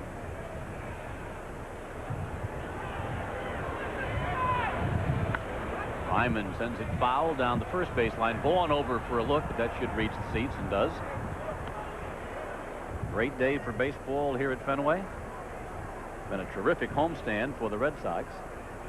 Fenway banged out this afternoon. The Red Sox and the Indians doing battle. 2nd game of this 4-game series, which will stretch all the way through the Patriots' Day holiday on Monday. Sidearm that time, fouled away by Fryman. Still a ball and 2 strikes. See Wakefield do this once or twice a game. Drop down with the sidearm knuckleball. Didn't dance very much, but Fryman just gets a piece of it to stay alive. It's going to be a great feeling for Travis Fryman, though, after all these years with Detroit, which was not a contending ball club while he was there, to be with a club that figures to advance to postseason play in the American League. Fryman down swinging for the 2nd time. That's a half a dozen total for Wakefield. 7 in a row now for Wakefield. The last hit was back in the 5th inning when Lofton had a base hit. The shortstop. Up and in with the knuckleball. Ties up Fryman.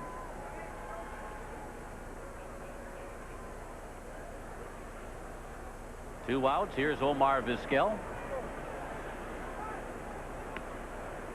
Vizquel is popped to short and fouled to the catcher, Scott Hatteberg. This one to John Valentin in on the infield grass at third base with a left-handed hitter up over to Mo Vaughn, and that will retire beside. No runs, no hits, no errors, nobody left. 7th inning stretch time here at Fenway Park. Sox lead the Tribe 2-1. Stretch 2-1 Red Sox. Catch all the action of the NHL Stanley Cup playoffs with Bruins playoff tickets. Tickets are on sale at the Fleet Center box office, all Ticketmaster outlets, all by calling Ticketmaster at 617-931-2222. Get cut crazy. Get your playoff tickets today. Here we go, bottom of the 7th inning, and 86 pitches. Still a good number there for Jaret Wright. 55 of them in the strike zone as Scott Hatterberg will lead off for the Red Sox. Takes a called strike.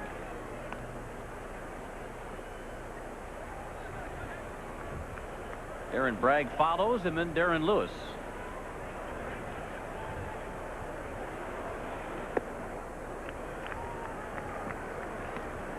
We've kept you up to date on the White Sox, Toronto, Yankees, and Detroit. There's one other game in the American League. Oakland and is at home this afternoon, later this afternoon, against Kansas City. The other 3 are under the lights tonight. Seattle and Minnesota, Baltimore at Texas, and Tampa Bay out in Anaheim. First action in the bullpen this afternoon for the Red Sox. Derek Lowe beginning to warm up. Tampa Bay still over 500. They're 8-6. Game and a half out of first place right now.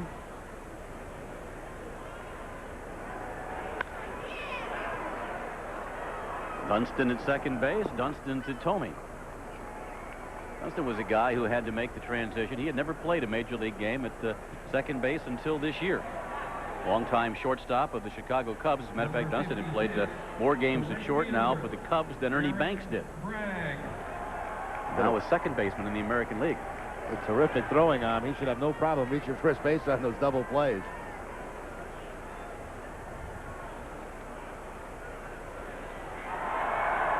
Batter here for the Sox is Darren Bragg. Here's Vizquel. He can put on a clinic. Yeah. Doesn't have the arm that Nomar Garcia-Parra has, but he's got a strong enough arm to get the guys he needs to get. Yeah, you want to try somebody else. You know, everything hit in Vizquel's direction this afternoon has been an out. Ball hit hard by Darren Bragg, but again, the backhand plants himself and just throws it hard enough to get the out at first base. Remember, he had a bad shoulder a couple of years ago, and even somewhat into last season. You have to go back to last August to find his last error, 48 games ago.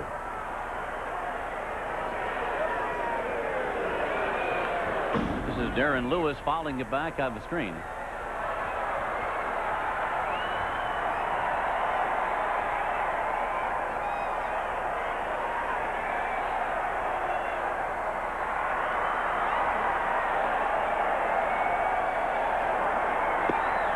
Up high with that offering. 1 ball, 1 strike. Lewis has bounced back to right and hit into a 4-6-3 double play.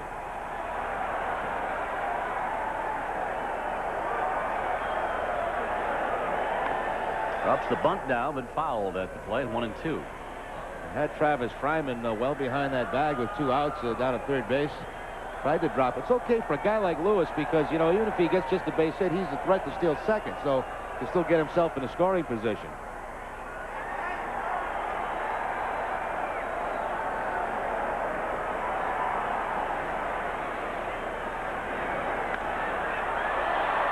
Routine fly ball to left field. Brian Giles over in left center field will flag it down. That retires the side. Another 1-2-3 inning. We go to the 8th inning. The Red Sox still up by a run. At Fenway, a 2-1 Red Sox lead. This copyrighted program is brought to you under paid cable TV rights granted by the Boston Red Sox, solely for entertainment of our viewing audience. Any publication, rebroadcast, retransmission, or other use of the accounts and descriptions of this game without the written consent of the New England Sports Network and the Boston Red Sox is prohibited.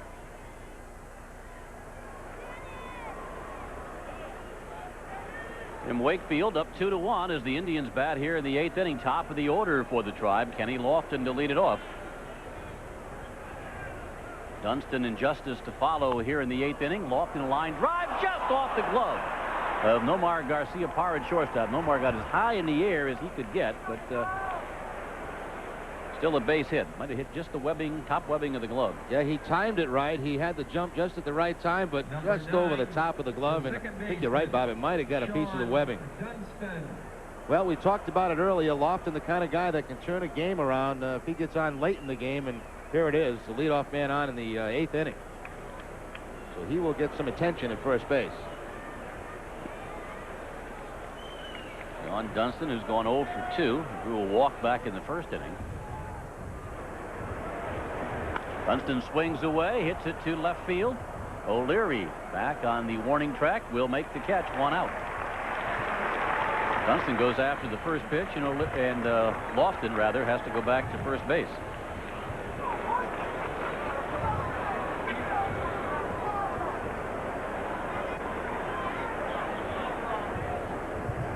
Now you start moving into that thunder of the Indians lineup. David Justice, and then Ramirez, Tomey, etc.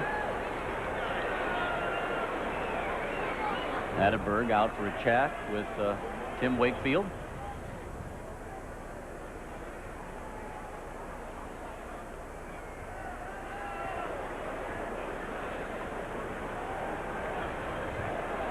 Justice has flied to center, singled to left. He scored the only Indian run, coming in on Garcia Parra's error back in the 4th inning, and then flied to right field in the 5th.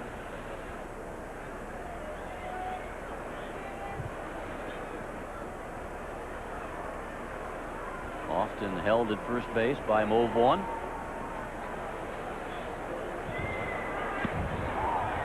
Justice takes the pitch for a called strike. Looks like every button that Jimmy Williams has pushed lately has come up positive for the Red Sox skipper on this homestand.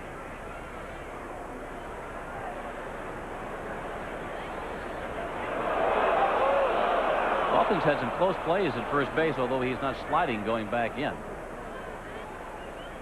This pickoff attempt right back into the runner, and a very close play. But he did have that left foot on the bag.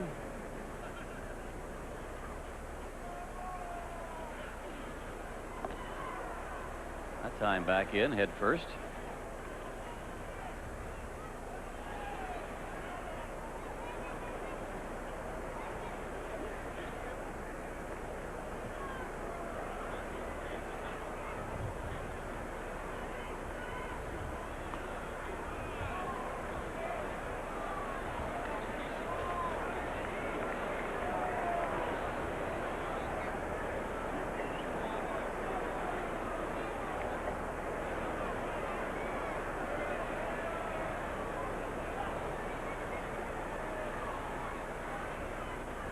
Swing and a miss by Justice, who finds himself down in the count, 0-2.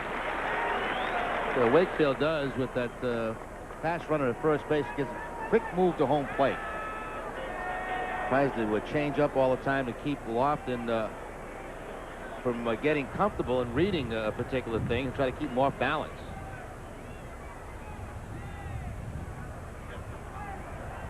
And a lot of that, stepping off, throws to first base, hold the ball a little bit longer. Anything you can do to throw off the timing of Kenny Lofton.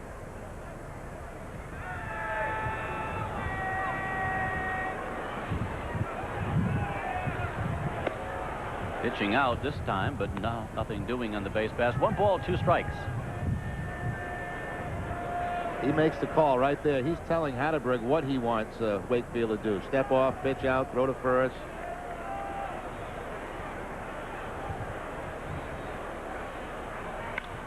Justice towards the wall in left field. O'Leary going back. He's going to have to play this one off the wall. Lofton being held by Jeff Newman at third base. Throw goes to second. And just in at second base with the 2-bagger is David Justice.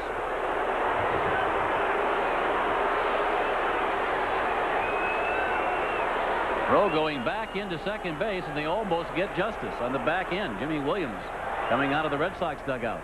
Well, first of all, it was great base running by Lofton. He knew the ball was going to be off the wall, even with the deke by O'Leary, and he could have scored easily. Now, this throw is going to go to second, but the third base coach, Jeff Newman, will hold him up. And now he's stuck at third base. Very close here at second base, but I think Justice in before the tag.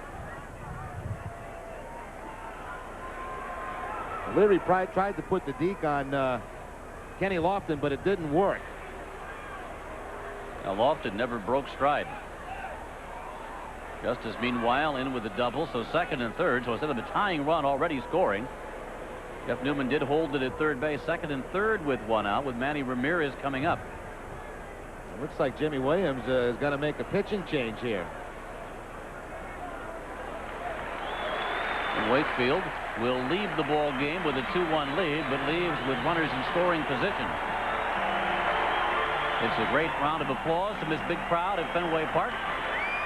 Another fine job turned in by Wakefield. Most of his starts have been good efforts this year. Congratulations all around.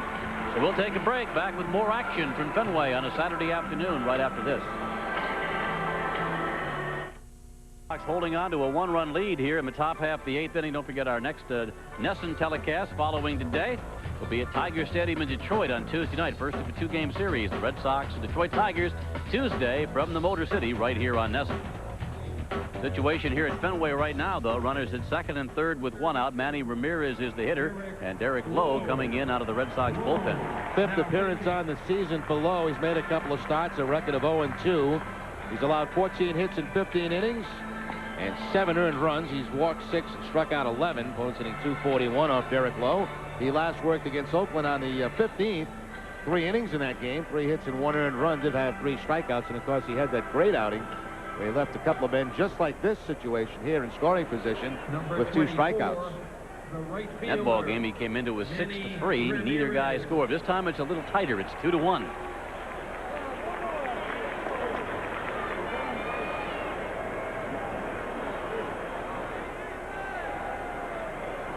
Facing a tough RBI man here, the cleanup hitter Manny Ramirez, who's 1 for 3 this afternoon.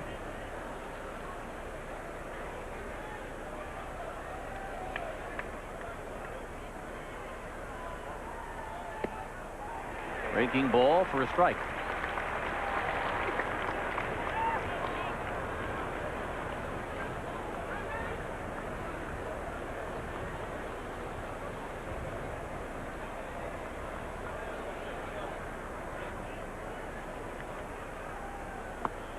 Ramirez chasing one, and it's 0-2. Curveball first pitch for the strike, then the sinker.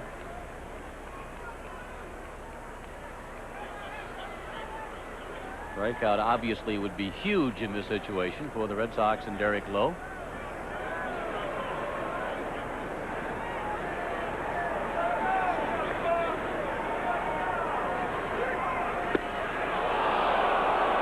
One ball, 2 strikes.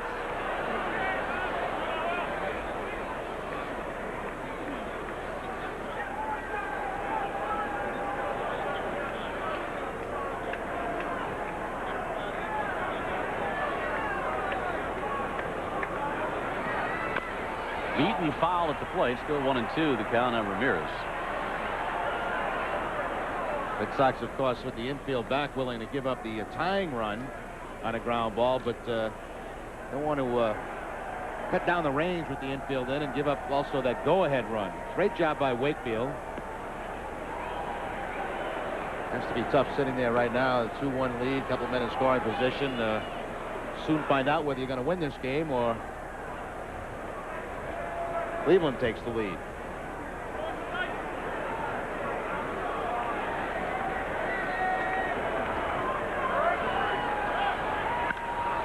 Cleveland's going to take the lead. A line drive, base hit here by Ramirez. Lofton scores. Here comes Justice to the plate.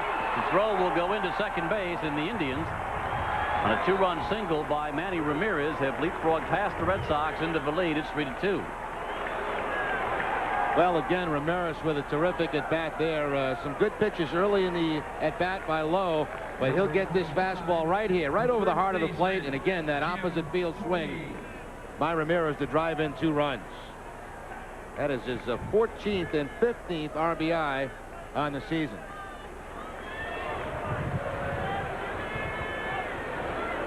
It's all smiles over the Cleveland dugout. The Tribe have the lead 3-2. Jim Thome hacks at it and misses.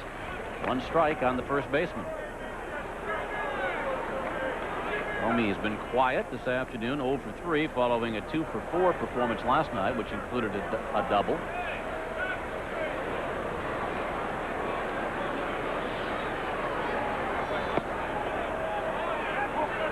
Red Sox have been cardiac kids on this homestand, winning game after game after game in the late innings. The Indians, of course, have perfected that over the last 3 or 4 years in their run towards what they hope will eventually culminate in a World Series championship. They've had a number of ninth inning dramatic home runs and home game wins at Jacobs Field. Put some very fine teams on the field the last 3 or 4 years. Comey shoots this one to second base. Lemke to Garcia Parra to Vaughn to end the inning. The 4-6-3 double play, but the Tribe get a pair. They've got a 3-2 lead as the Sox come up in the bottom half of the 8th.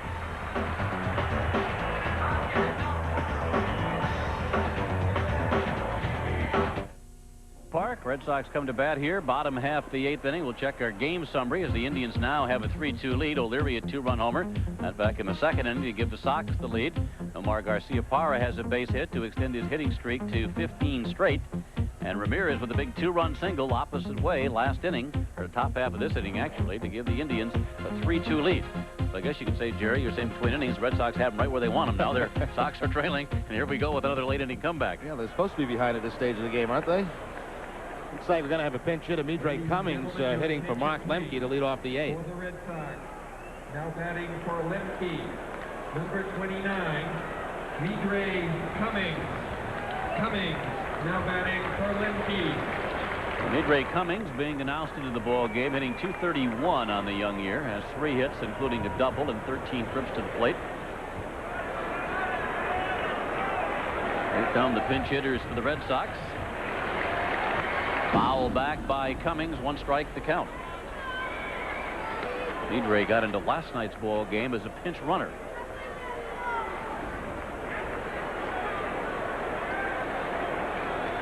And ran for Leyritz in the 9th inning. 1 ball, 1 strike. Jaret Wright of the Indians has never pitched a complete game in the major leagues. As Cummings grounds this one to second, Dunston makes the play. Over to Tomey in time to get Cummings 1 out. Well, there is activity in the bullpen for Cleveland. Looks like Alvin Mormon, a left-hander, loosening, and I believe it's Eric Plunk also throwing.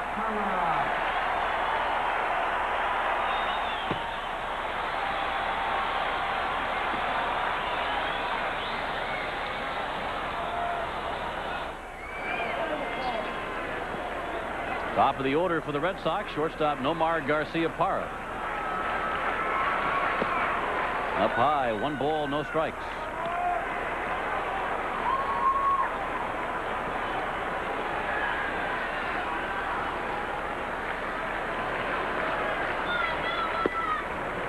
That's outside, 2-0.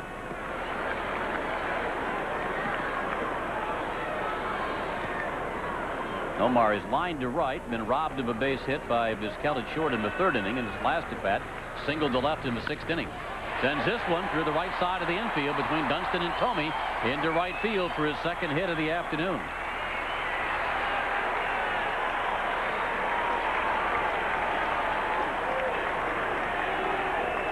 Seems like recently Nomar has been using an awful lot of the opposite field to get base hits. 2 for 4 here this afternoon. That average continues to climb way over 300 for Garcia Parra. And Mike Hargrove making the trip to the mound with a left-handed Jefferson up. We mentioned he's got Mormon there. I'm sure that would bring a pinch hitter from Jimmy Williams. He's got Buford, Benjamin, Leyritz on the bench from the right side, and Baratek the switch hitter.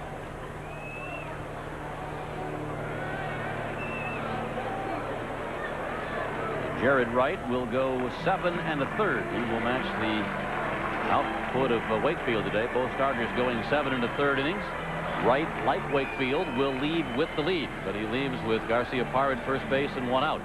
So Wright leaves with a 3-2 lead here at Fenway Park. Ball has gone out. Alvin Mormon, the left-hander, making his way into the Cleveland bullpen. So 7 1/3 for Jaret Wright. 2 hits, or 2 runs rather. 6 hits to this point. 3 strikeouts and 2 walks while he was in there. We'll get the pitching change for Cleveland. We'll take a break. Back with more Red Sox action from Fenway right after this. have the lead. Check out NESN.com for the most complete coverage of New England sports. Get the latest information about the region's professional teams. Read the best features on New England's hottest outdoor sports. For all this and more, just surf on over to NESN.com, your online ticket to New England sports.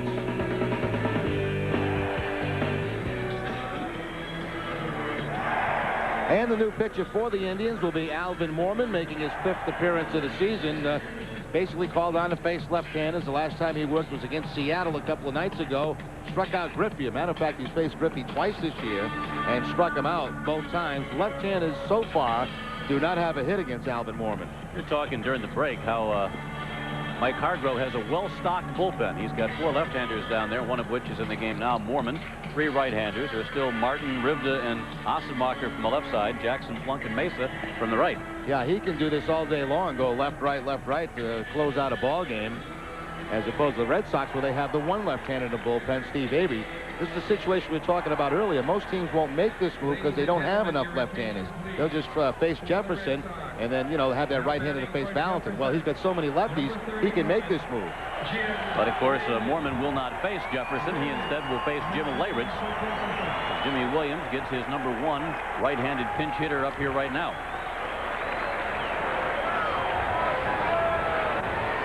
He's been good in this role.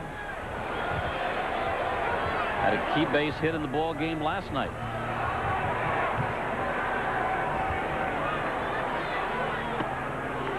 Up high, 1 ball, no strikes on Leyritz. Now, Leyritz has either been getting a clutch hit or walking when he gets a chance to pinch hit.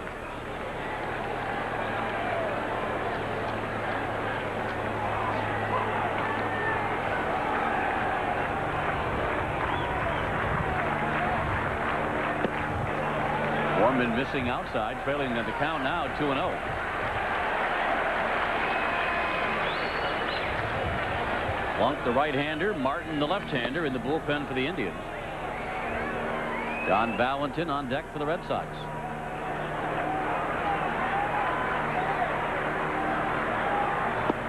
There's the strike. Caught the outside corner, 2-1. Mentioned left-handers that don't have a hit off Mormon this season. Right-handers, 1 for 6. But that 1 hit was a home run. Mormon, 29 years of age, has been with Houston prior to coming over here to Cleveland. He was in 53 games with the Astros his rookie year of 1996. 34 games for the Indians last year. Those are his only 2 years of major league experience.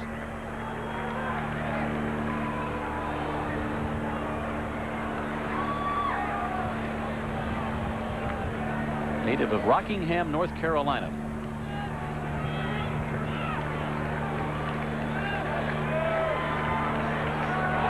Garcia-Parra takes off, and Leyritz fouls it at the plate. Nomar had a pretty good jump there at first base. He might have made second standing up. He had that good of a jump. Watch this jump and watch how long it takes Mormon to get the ball to home plate. Ball fouled off by Jim Leyritz, and Nomar has to go back. He might have been able to steal second and third on that.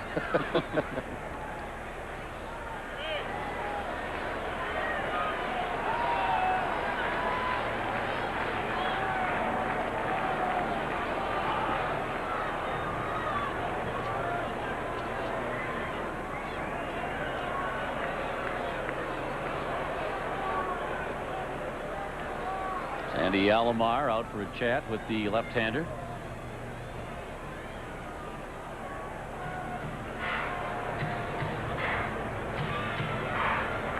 Jimmy Williams and the Red Sox engineer another late inning comeback in this one against Mike Hargrove and the Indians.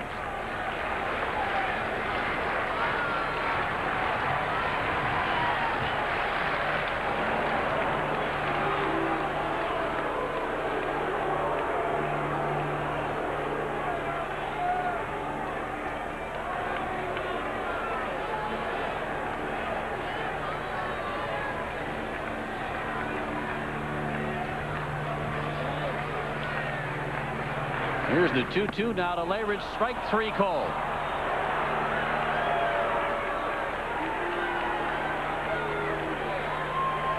Leyritz perhaps looking for something else.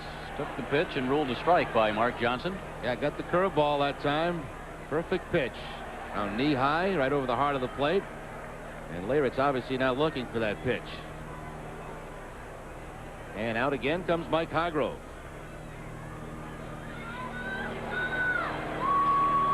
Mormon has done his job, pitched to the one hitter, striking out Jim Leyritz. The call again will go out to the Cleveland bullpen, and Eric Plunk will make his way in to pitch to John Valentin. So Mormon came on, brings up Jim Leyritz. We'll take a break. Back with more baseball action from Fenway right after this. A 3-2 Cleveland lead in the bottom of the 8th. Tune in Sunday at 4 p.m. for Boston Bruins hockey. The Flyers are in town for the last game of the regular season. Playoff positions are up for grabs, so this is one you won't want to miss. That's the Flyers and the Bruins, Sunday at 4 p.m., live on NESN. And Eric Plunk coming on to face John Valentin, 1-0, game number 7 for Plunk. Over the last 6 seasons, he's held right-handed hitters to a 200 batting average. And again, a very, very deep bullpen for Mike Hargrove and the Cleveland Indians. There's the last outing for Plunk. That was against the Mariners.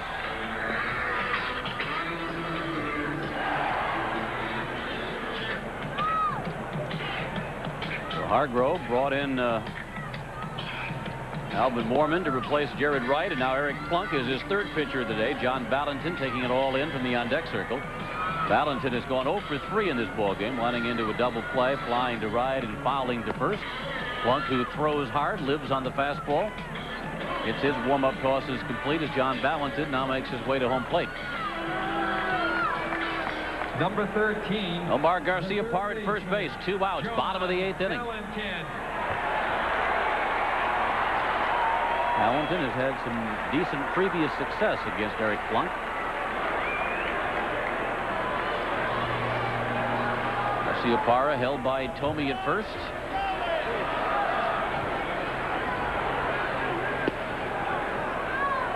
One ball, no strikes. Valentin trying to keep an 8-game hitting streak alive with this at-bat.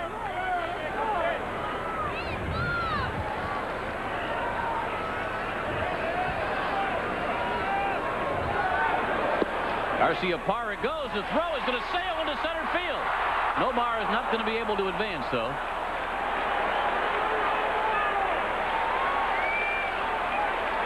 Bad throw by Alomar. Another good jump by Garcia-Parra. The Red Sox have a runner in scoring position. Perfect throw is not going to get Garcia-Parra. Once again, an excellent jump, this time off Plunk. And somehow I think that ball just slipped in the hand of Alomar as he threw it way to the left of second base. But Nomar, with the center fielder backing up, wisely stays at second. He's in scoring position.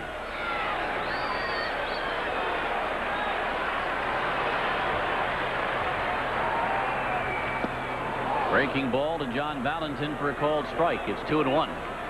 But Plunk went to the breaking ball on 2-0 and got it over.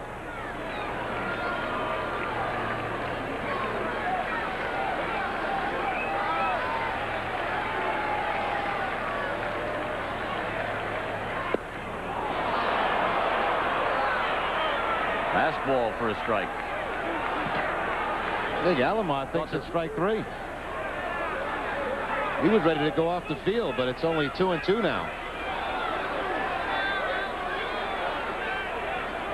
Umpire and player getting together on the count, which is 2 balls, 2 strikes. You know, it happens sometimes on those ones they have to throw to second base, and the guy's stealing, they forget whether it was called a ball or a strike.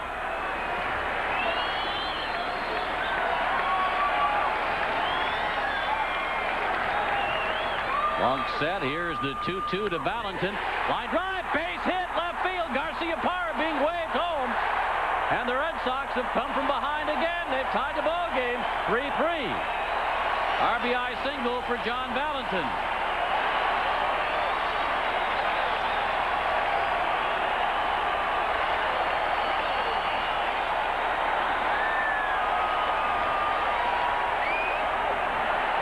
Valentin finally got his fastball, and he'll jump all over it.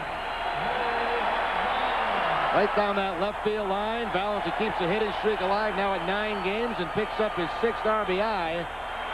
As once again, the Red Sox come back to tie the score, and out comes Hargrove again.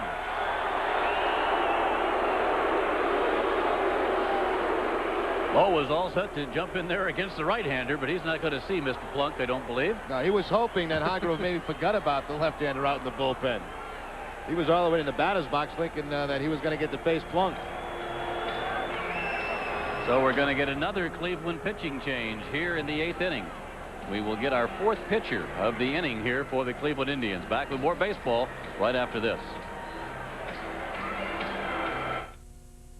RBI single to left field with 2 outs here in the bottom of the 8th inning. Has knotted up the ball game 3-3. Nomar Garcia-Parra coming in with the game-tying run. Mike Hargrove going to the bullpen, his 4th pitcher of the inning. This is the left-hander, Tom Martin. Martin appeared in his 2nd game since being called up. He was called up from Buffalo on the 11th when Paul Shuey went on to the Sable list. He came along with Travis Fryman from the Arizona Diamondbacks. That's the trade in exchange for Matt Williams. Pitched last year with Houston, appearing in 55 games with the Astros, had some decent numbers, 5-3 with an earned run average of 2.09. He is brought out of the bullpen. He will pitch to Mo Vaughn as the Red Sox, who have already won 5 games this year on their final at bat, try and push ahead here in the bottom of the 8th inning.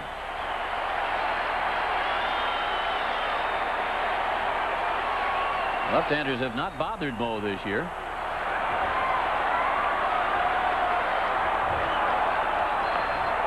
Check swing by Vaughn. That's foul back, 1 strike. This is something new, though, for Vaughn. He has not faced Martin. Of course, Martin coming from the National League. So the advantage there would go to the pitcher? You would think. But it doesn't always work that way.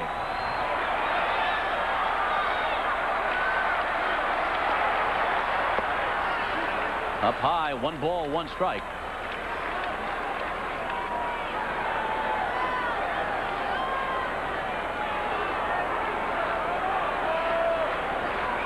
Mo has a double for 2 plus a walk in this one. Martin missing away, 2 balls and a strike. Waiting to see how this all comes out, Troy O'Leary.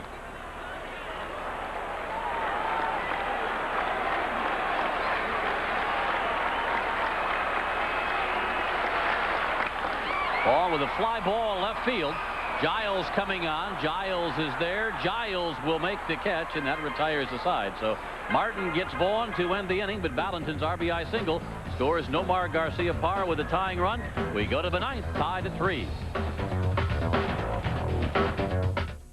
Exclusive coverage of Boston Red Sox baseball has been brought to you by Southwest Airlines. With fares so low, you have the freedom to go places and do things you never thought possible. Fly Southwest Airlines. By Citizens Bank, not your typical bank. By Mobil, introducing the fastest way to get gas. Mobil Speed Pass is free, and it's only at Mobil. By Hoover, nobody gets the dirt like Hoover, nobody. And by Briggs & Stratton, put more power in your lineup. Make sure all of your outdoor power equipment has a powerful, dependable Briggs & Stratton engine.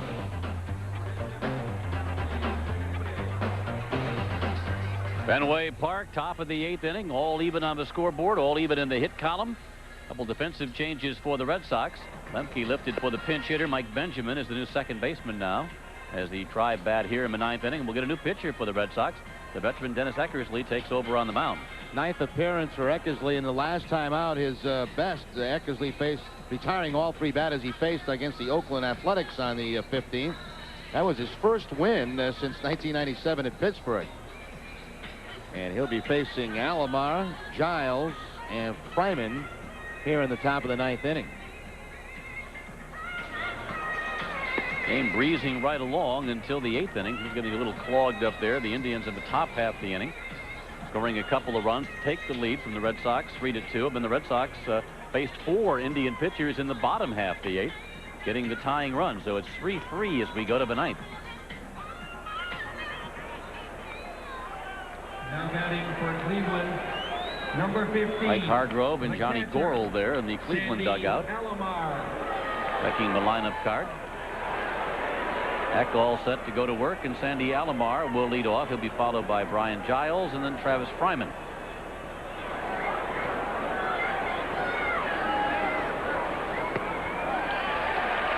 One strike on Alomar, who bounced to third base in the second inning, safe on Garciaparra's error in the fourth, and then fly to left field in the sixth. Foul back to the screen, 2 strikes. Alomar had a number of big hits for the Indians last year. He had a dream season, MVP for the American League in the All-Star game in July at Jacobs Field. Eck gets him on 3 pitches, though. Slotted by Eckersley, swung on and missed by Sandy Alomar, 1 gone. Now, that was the difference last time out against Oakland. He was with 2 strikes able to get that slider where he wanted it. Previous to that last outing, he'd been missing with that pitch. Brian Giles. Alomar 0 for 4 continues his struggle. Now 1 for his last 25 at-bats.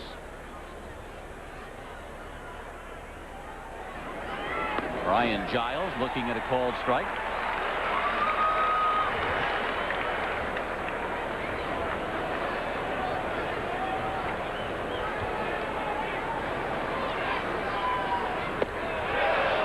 Just misses. No, says Mark Johnson. 1 ball, 1 strike.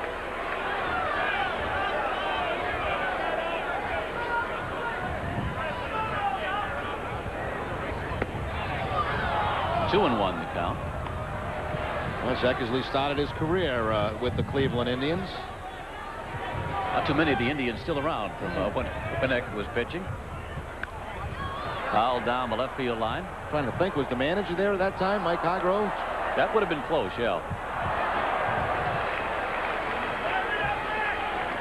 Eck was in Cleveland from 1975 through 1977.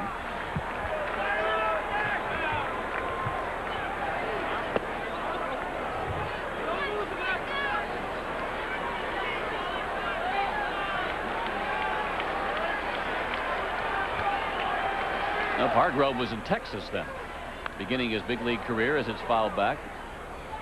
Hargrove being the Rookie of the Year in '74 in the American League, so Eck and Hargrove were not teammates.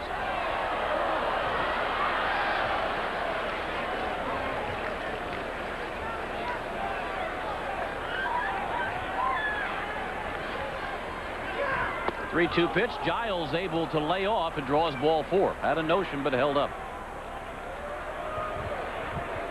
A rare walk issued by Dennis Eckersley. Number 17, the third baseman. Giles has pretty good speed at first base. He's got a couple this year. And last season, Giles had 13 stolen bases, was thrown out 3 times.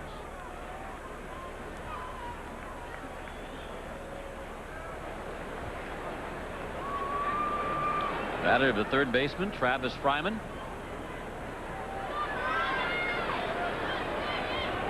Giles takes off, pitches a strike, throw by Hatteberg is not in time.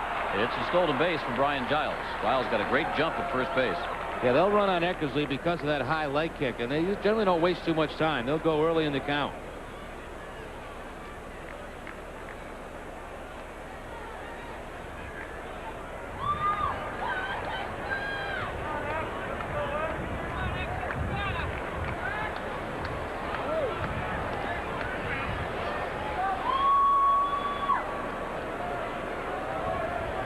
Making sure here with the man on second base, the sequence of signs change. And Hatteberg making sure he and Eckersley on the same page with the signs.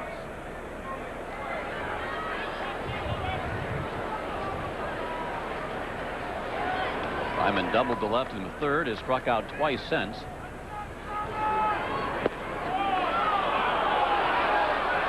One ball, 1 strike. And about 3 close pitches that have not gone his way.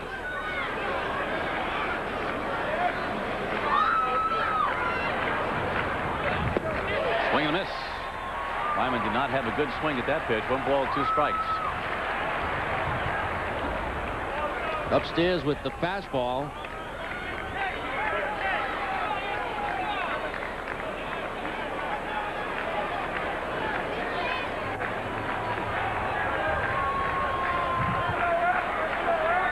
Giles at second base, 1 out. Fryman will foul it back our way, just below our broadcast location, located behind home plate here at Fenway Park. Still a ball and 2 strikes.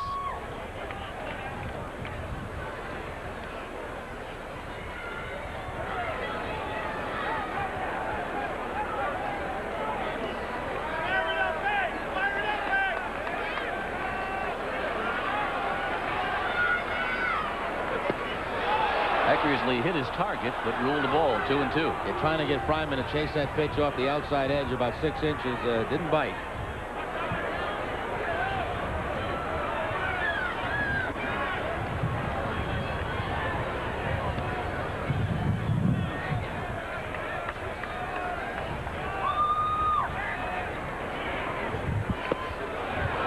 Again, they don't get the call from Mark Johnson outside. Full count. Well, you really got to give Fryman credit in this at bat. He's laying off those nasty pitches. Fryman, a free swinger, has struck out a bit in his career. Works the count full here. Here's the 3-2 pitch. Strike 3 call. Runner goes to third. Safe at third base with a stolen base is Giles. Fryman goes down on strikes, but Giles has now swiped third base. Well, it does make a difference, especially at Fenway Park, because of the short left field. It is the strikeout. Slider on the outside corner. Now the throw to third base, but Giles had a great jump. So now sometimes with that left fielder playing shallow here at Fenway, especially against a hitter like Vizquel, you may not score from second. But, of course, being on third base, you score that run. So stolen base with 2 outs at Fenway, sometimes a very good play. Vizquel, a scrappy hitter who tends to put the ball in play. 1 ball, no strikes.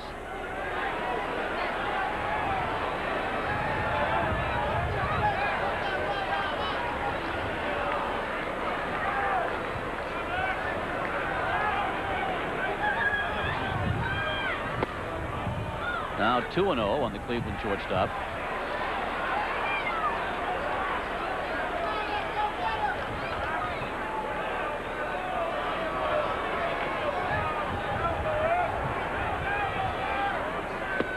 There's a strike.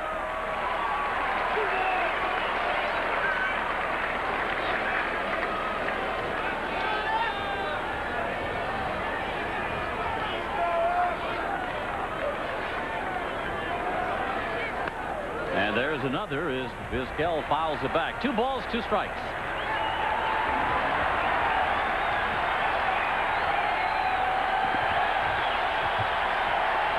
Crowd trying to root Dennis Eckersley through the top half of the 9th inning.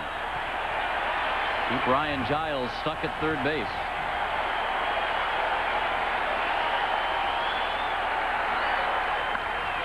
There's a base hit by Vizquel. Got a pass ball at first base down to the right field corner. Giles has scored. Cleveland has taken the lead now 4-3. Bragg hustling the ball back into the infield, but Vizquel comes through with a big 2-out base hit, and the Indians back up by a run. Well, of all the great hitters in this lineup, he probably the guy Mike Hargrove would like to have at the plate in that situation, because to this point in the season, he's been one of the better hitters. Fastball inside part of the plate. Vizquel able to pull the ball between Vaughn and that first base line. And, well, it didn't make any difference whether Giles was on second or third. He was going to score on that base hit anyway. Eckersley's reaction after the double by Vizquel. Sox are going to walk Kenny Lofton intentionally to set up the force. Bring up Sean Dunston. They'll pitch to him instead. Interesting, the run. It was scored on a walk. Eckersley walked so few batters. Yep. He walked Giles, who stole second, who stole third. And then finally comes in on the double by Vizquel.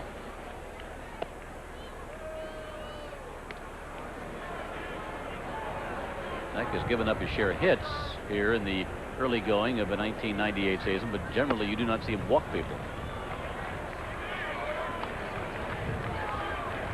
Free ticket here for Kenny Lofton. Indians have runners at first and second with 2 outs, and Sean Dunston coming up. Number 9, the second baseman, Sean Dunston.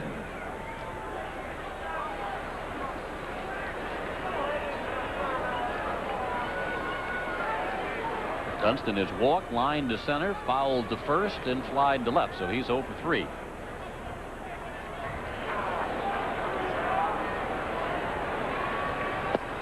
Eckersley hits the glove of Hatteberg, 1 strike. Now the job for Eckersley and the Red Sox is to keep this just a one-run deficit. Sox have Troy O'Leary, Scott Hatteberg, and Darren Bragg due up against the Cleveland bullpen in the bottom of the 9th inning. Tribe have traffic, though, here in the top of the 9th. Vizquel at second and Lofton at first.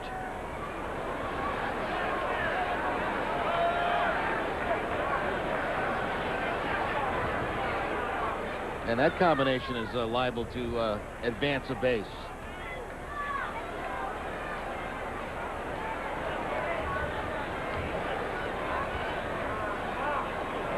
Runners take off, and it's fouled back by Dunston. Double steal was on for the Indians.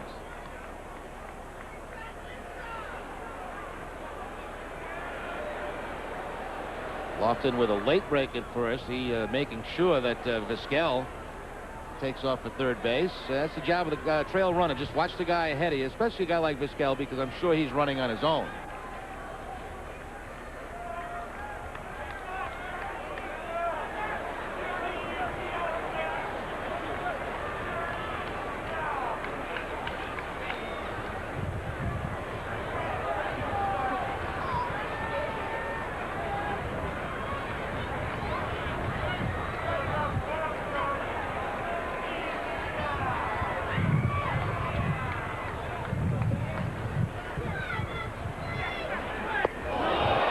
Tight on Dunston, 1 and 2.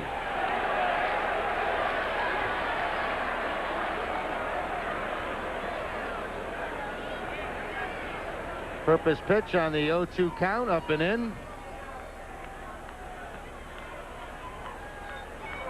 Some of that out of anger. Fouled off by Dunston. Still a ball and 2 strikes. Elsewhere, Toronto up on the White Sox now 8-3. They're in the 7th at Skydome, and New York has a 3-2 lead over the Tigers in Detroit in the 6th inning. Here the Indians have taken the lead 4-3, top of the 9th.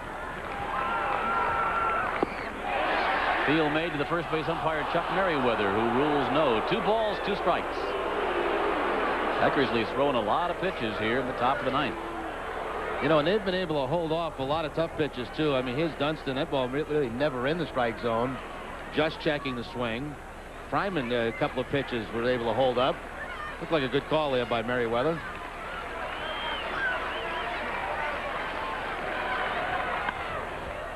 Sent foul down the right field line. Runners will have to return to their bases. Still 2 balls, 2 strikes. Hey, what's interesting, nobody has left Fenway Park with the Red Sox having the at-bat in the bottom of the 9th inning. After all that's going on here, the first 7 games of the season, Fenway was full when we started, and Fenway's full here in the 9th inning. Nobody wants to miss out on what may be another Red Sox comeback in the bottom of the 9th. Dunston fouls off another pitch.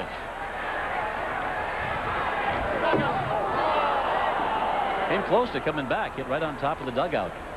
John Valentin standing on the top step of the Cleveland dugout. Yeah, once again, that breeze coming into play, pushing that ball almost back into an area where Valentin could make the catch.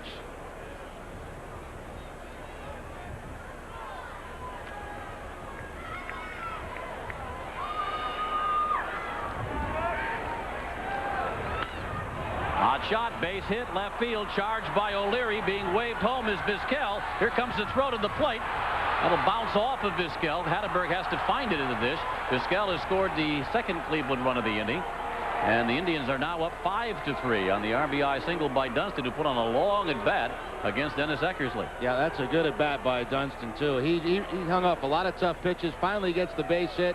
It's a good throw by O'Leary, but it's going to hit Vizquel, I believe, right in the back, right close to home plate. Right there, right off the back of Vizquel, and now a 2-run lead. And Justice coming to the plate. I was quite surprised not to see Avery up, loosening up in the bullpen just for this situation. Now the Indians have a chance to blow it open a bit here. Vizquel comes through with the big hit. Vizquel scores the 2nd Cleveland run of the inning. David Justice and the start of the Thunder in the Cleveland lineup up now as Justice takes a called strike.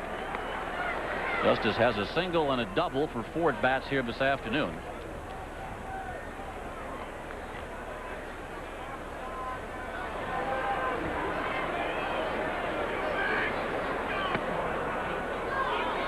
1 ball, 1 strike. That's John Wasden in the bullpen for the Red Sox.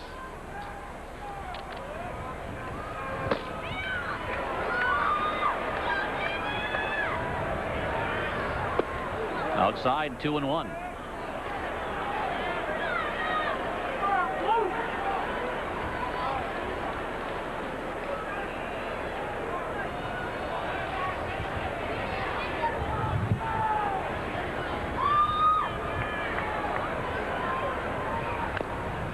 Eaton fouled by Justice. 2 balls, 2 strikes.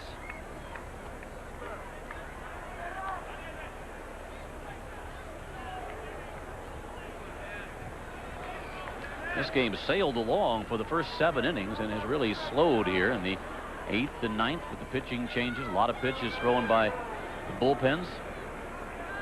Runners take off. Justice towards the corner in left field. That'll go all the way to the wall. Scoring easily is Lofton. Dunston is being waved home as well. Here comes the relay from Garcia Parra. That'll get past Hatterberg, backed up by Eckersley. It's a double for Justice. He picks up 2 RBIs on the play, and it's now 7-3 Cleveland.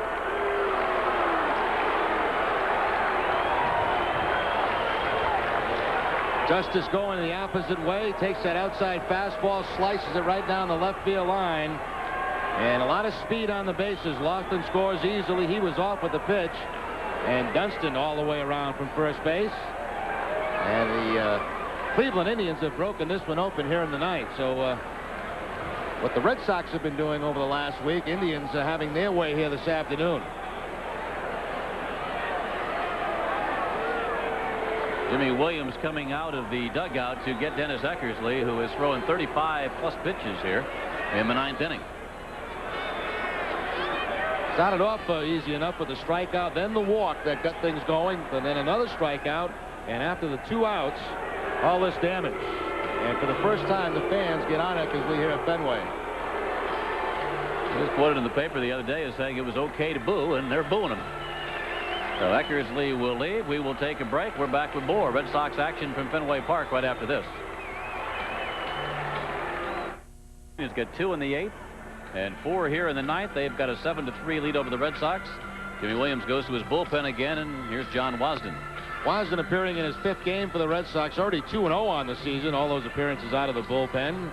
4 strikeouts, 3 walks. Opponent sitting 278. And the last time Wasden worked was against the Oakland Athletics back on the 14th.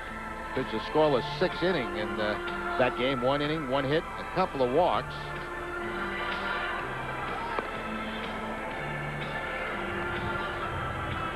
And a lot of scoring here late in the game. 6 runs for the Indians in the 8th and 9th. In Wakefield, Derek Lowe, Dennis Eckersley, and now John Wasden for the Red Sox. Mentioned before, Indians coming from behind has been nothing new to Mike Hargrove's club over the last couple of years. They've had some fantastic rallies of their own, both at Jacobs Field and on the road, and they come up with 6 late inning runs against the Red Sox and have a 7-3 lead. Yeah, you get to late in the game, and if the Red Sox are behind, you get about 5 guys getting loose down there swinging the bat.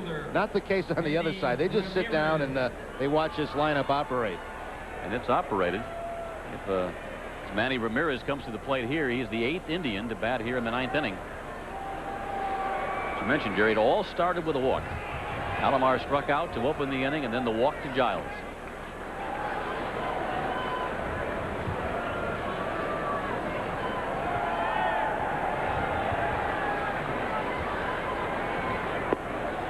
One ball and no strikes.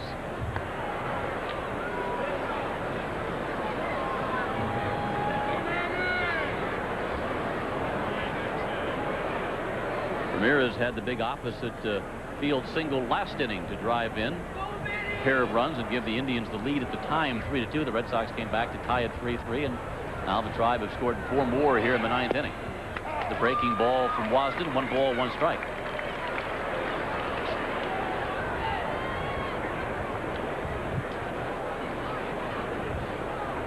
Brett Saberhagen pitches for the Red Sox tomorrow. Butch Henry works the series finale for the Sox on Patriots Day Monday.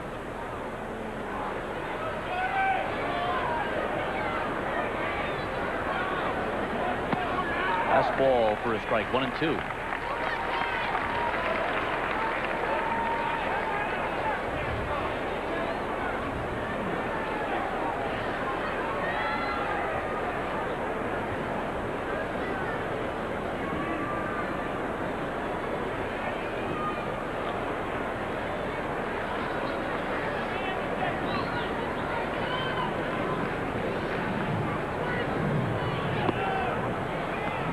That'll even things. 2 balls, 2 strikes on Ramirez. Justice at second base.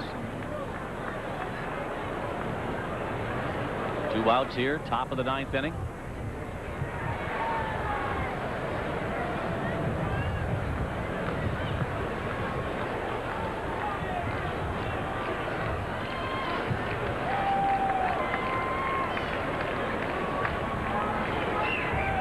In the dirt, that'll bounce away from Hatterberg and enable Justice to move from second over to third. That'll be a wild pitch charged to John Wasden.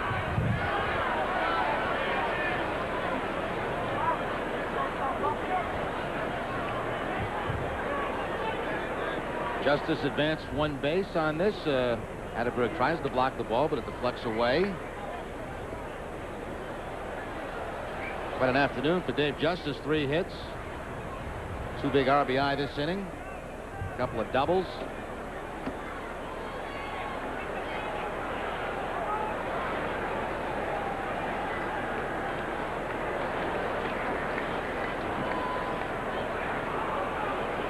Here's the payoff pitch. Strike 3 call. Wasden gets the inside corner in the long top half the 9th inning. Finally comes to an end, but the Indians doing some major damage. Drive put up 4. They'll take a 7-3 lead to the bottom of the 9th.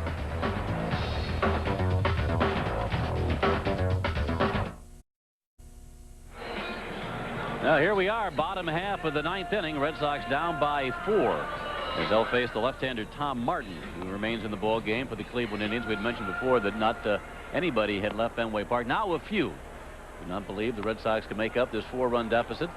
If they have any magic left, they've had a run of 7 straight games here at Fenway Park. 7 straight wins, 5 of them. They have won in their last at bat, and they will try and come from a 4th spot down here. Major hill to climb as Troy O'Leary, Scott Hatterberg, and Darren Bragg come to the plate. Mike Hargrove in pretty good shape. He's still got a couple of closers out there in the bullpen, Mike Jackson and Mesa.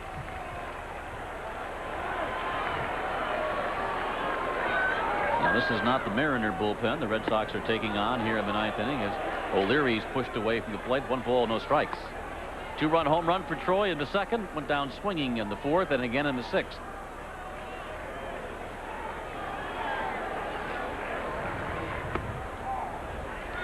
One and 1 on O'Leary. 7 runs, 10 hits, no errors for the Indians. 3-7-1 for the Old Town team. O'Leary fouls it back on the screen. Is down on the count, 1-2. Barnes looked pretty good. He tied up Mo Vaughn to end the 8th inning. A fastball inside, got the fly ball to left field. Looks like he throws hard. O'Leary lays off, and the count is even. 2 balls, 2 strikes. Indians today featured Jaret Wright in the starting role. He went 7 1/3. Alvin Mormon, Eric Plunk, and Tom Martin all helping out in the 8th inning. Martin trying to close it out here in the 9th. O'Leary, fly ball right field, hit pretty good. Ramirez back at the wall. It's gone. A home run for Troy O'Leary. O'Leary's 2nd home run of the ball game. And could this be the start again?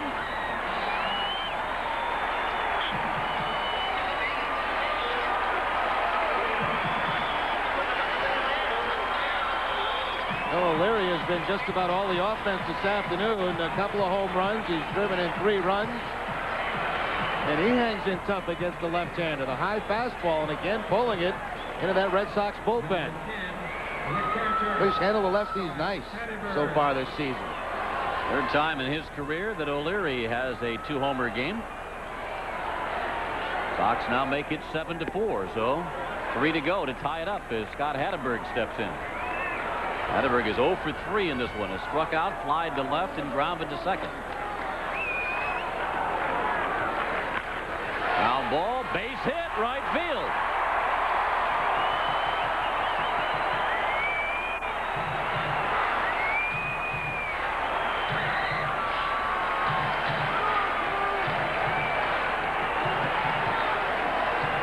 Jimmy Williams keeps running those lefties up there against Martin. Figures it's a better matchup because they're going to bring in Mike Jackson as soon as the right-hander comes up. And so far the lefties have responded. O'Leary with the home run and Hatterberg with the base hit. Next up is the right fielder Darren Bragg.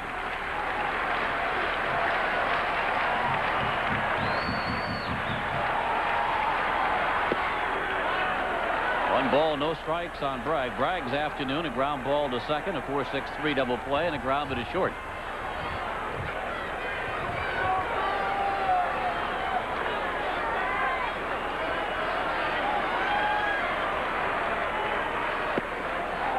Makes a called strike.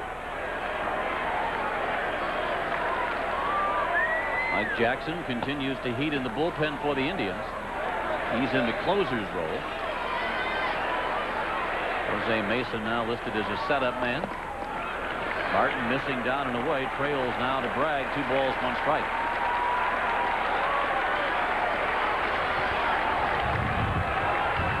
Sox have had some improbable comebacks, and this crowd here at Fenway would love nothing more than to see another one here against the Indians this afternoon.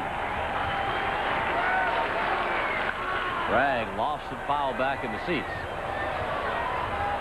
Bragg could reach here. That would bring, believe it or not, the tying run to the plate for the Red Sox.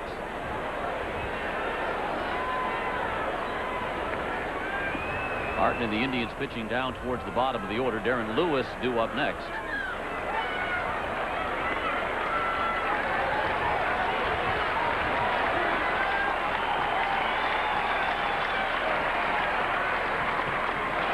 Three balls, 2 strikes.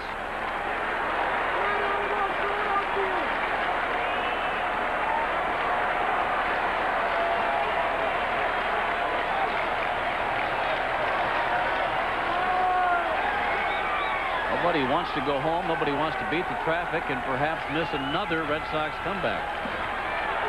Much larger percentage of the crowd around in this situation than would otherwise be the norm. 3-2 pitch, beaten foul by Bragg. Well, it's already been quite a week, and wouldn't this be This would be unreal. Well, to do it, they're going to have to go through a couple of closes, you know. Jackson, Mesa still down there. They believe.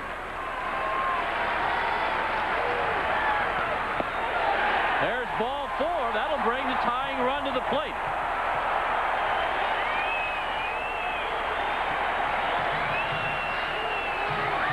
Home run by O'Leary, a single by Hatteberg, a walk by Darren Bragg, and walking to the mound right now is Mike Hargrove.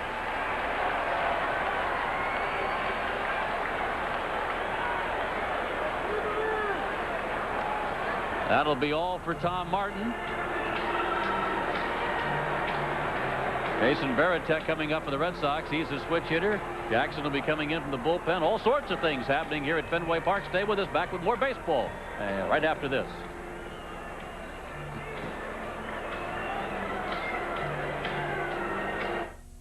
Continues to unfold here at Fenway Park. Bottom half of the 9th inning. The Red Sox trying to come back from behind again, trailing 7-4. They've got the tying run at the plate right now. The Indians have gone to the bullpen and given the ball to closer Mike Jackson.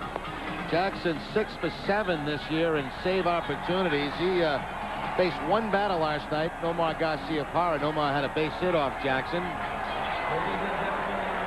Took over that role last year as closer and did a nice job. He was 15 for 16 a year ago in save opportunities. Jason Varitek pinch hitting for Darren Lewis. Mike Benjamin on deck for the Red Sox, so they got to get Varitek and Benjamin, and then to the top of the order and Nomar Garcia-Parra.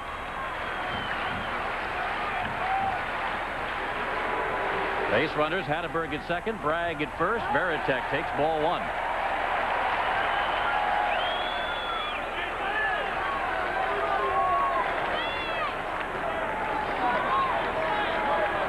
Varitek is a left-handed hitter this year, has 1 hit in 7 at-bats. Ground ball here to first base. Thome will make the play. The Indians will get the first out of the inning as the runners advance. Hatteberg to third and Bragg down to second. Well, obviously a big out there for Jackson. They just needed it out. They don't care much about those runners at second and third. That only makes it a 7-6 ball game. Now they're focused just on the guys at the plate.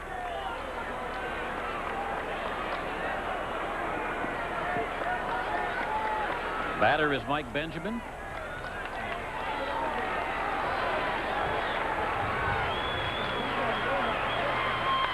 Benjamin foul fly. Tomey is over. That one will be safely out of play for the Red Sox back behind the Boston dugout.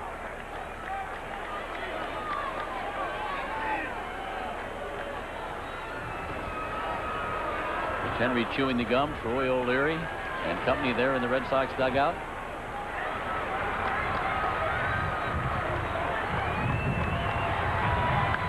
Benjamin fouls off another one. It's 0-2.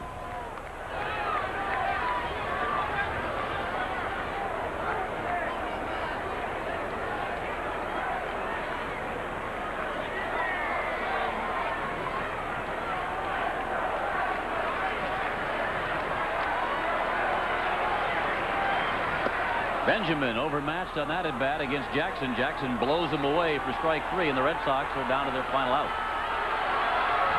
But the Sox are going to the top of the order. Number 5. As Nomar Garciaparra makes his way to the plate. Johnny Gorel there in the Cleveland dugout. Crowd has stayed with the Red Sox this afternoon here at Fenway. Right to the bitter end. Nomar has 2 hits in the ball game, has been robbed of another by Vizquel.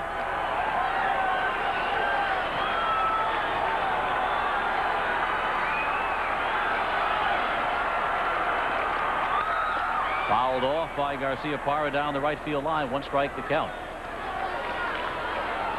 It is right now having to deal with those shadows out in front of home plate.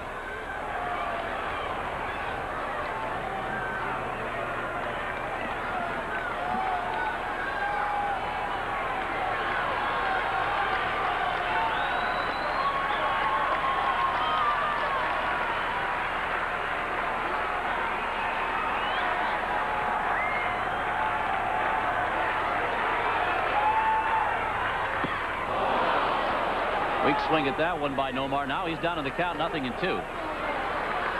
Jackson's got a good slider, no question about that. That's what he got Benjamin on to strike him out.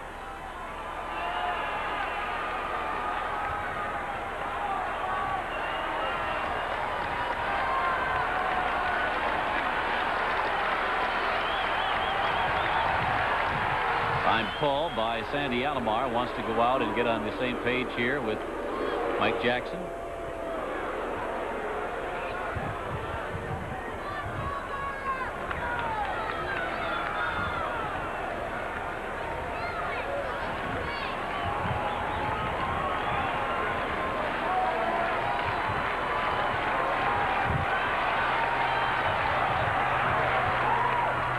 Garciaparra fights it off and fouls it back.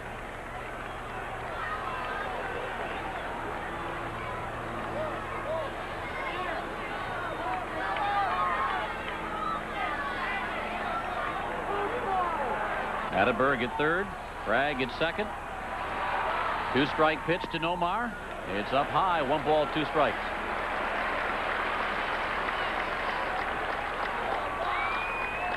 On deck is Jim Leyritz for the Red Sox.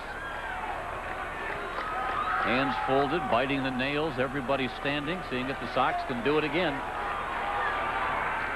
Garciaparra down on strikes, and so the magic ride will end for the Red Sox, at least temporarily. 7 straight wins here at Fenway Park, but this time it's the Indians that steal the Red Sox thunder. They get 4 in the top of the 9th inning, and then Mike Jackson on to preserve things in the bottom half of the 9th. The Indians hold on and beat the Red Sox this afternoon here at Fenway Park by a score of 7-4. First time the Red Sox have lost at home this season.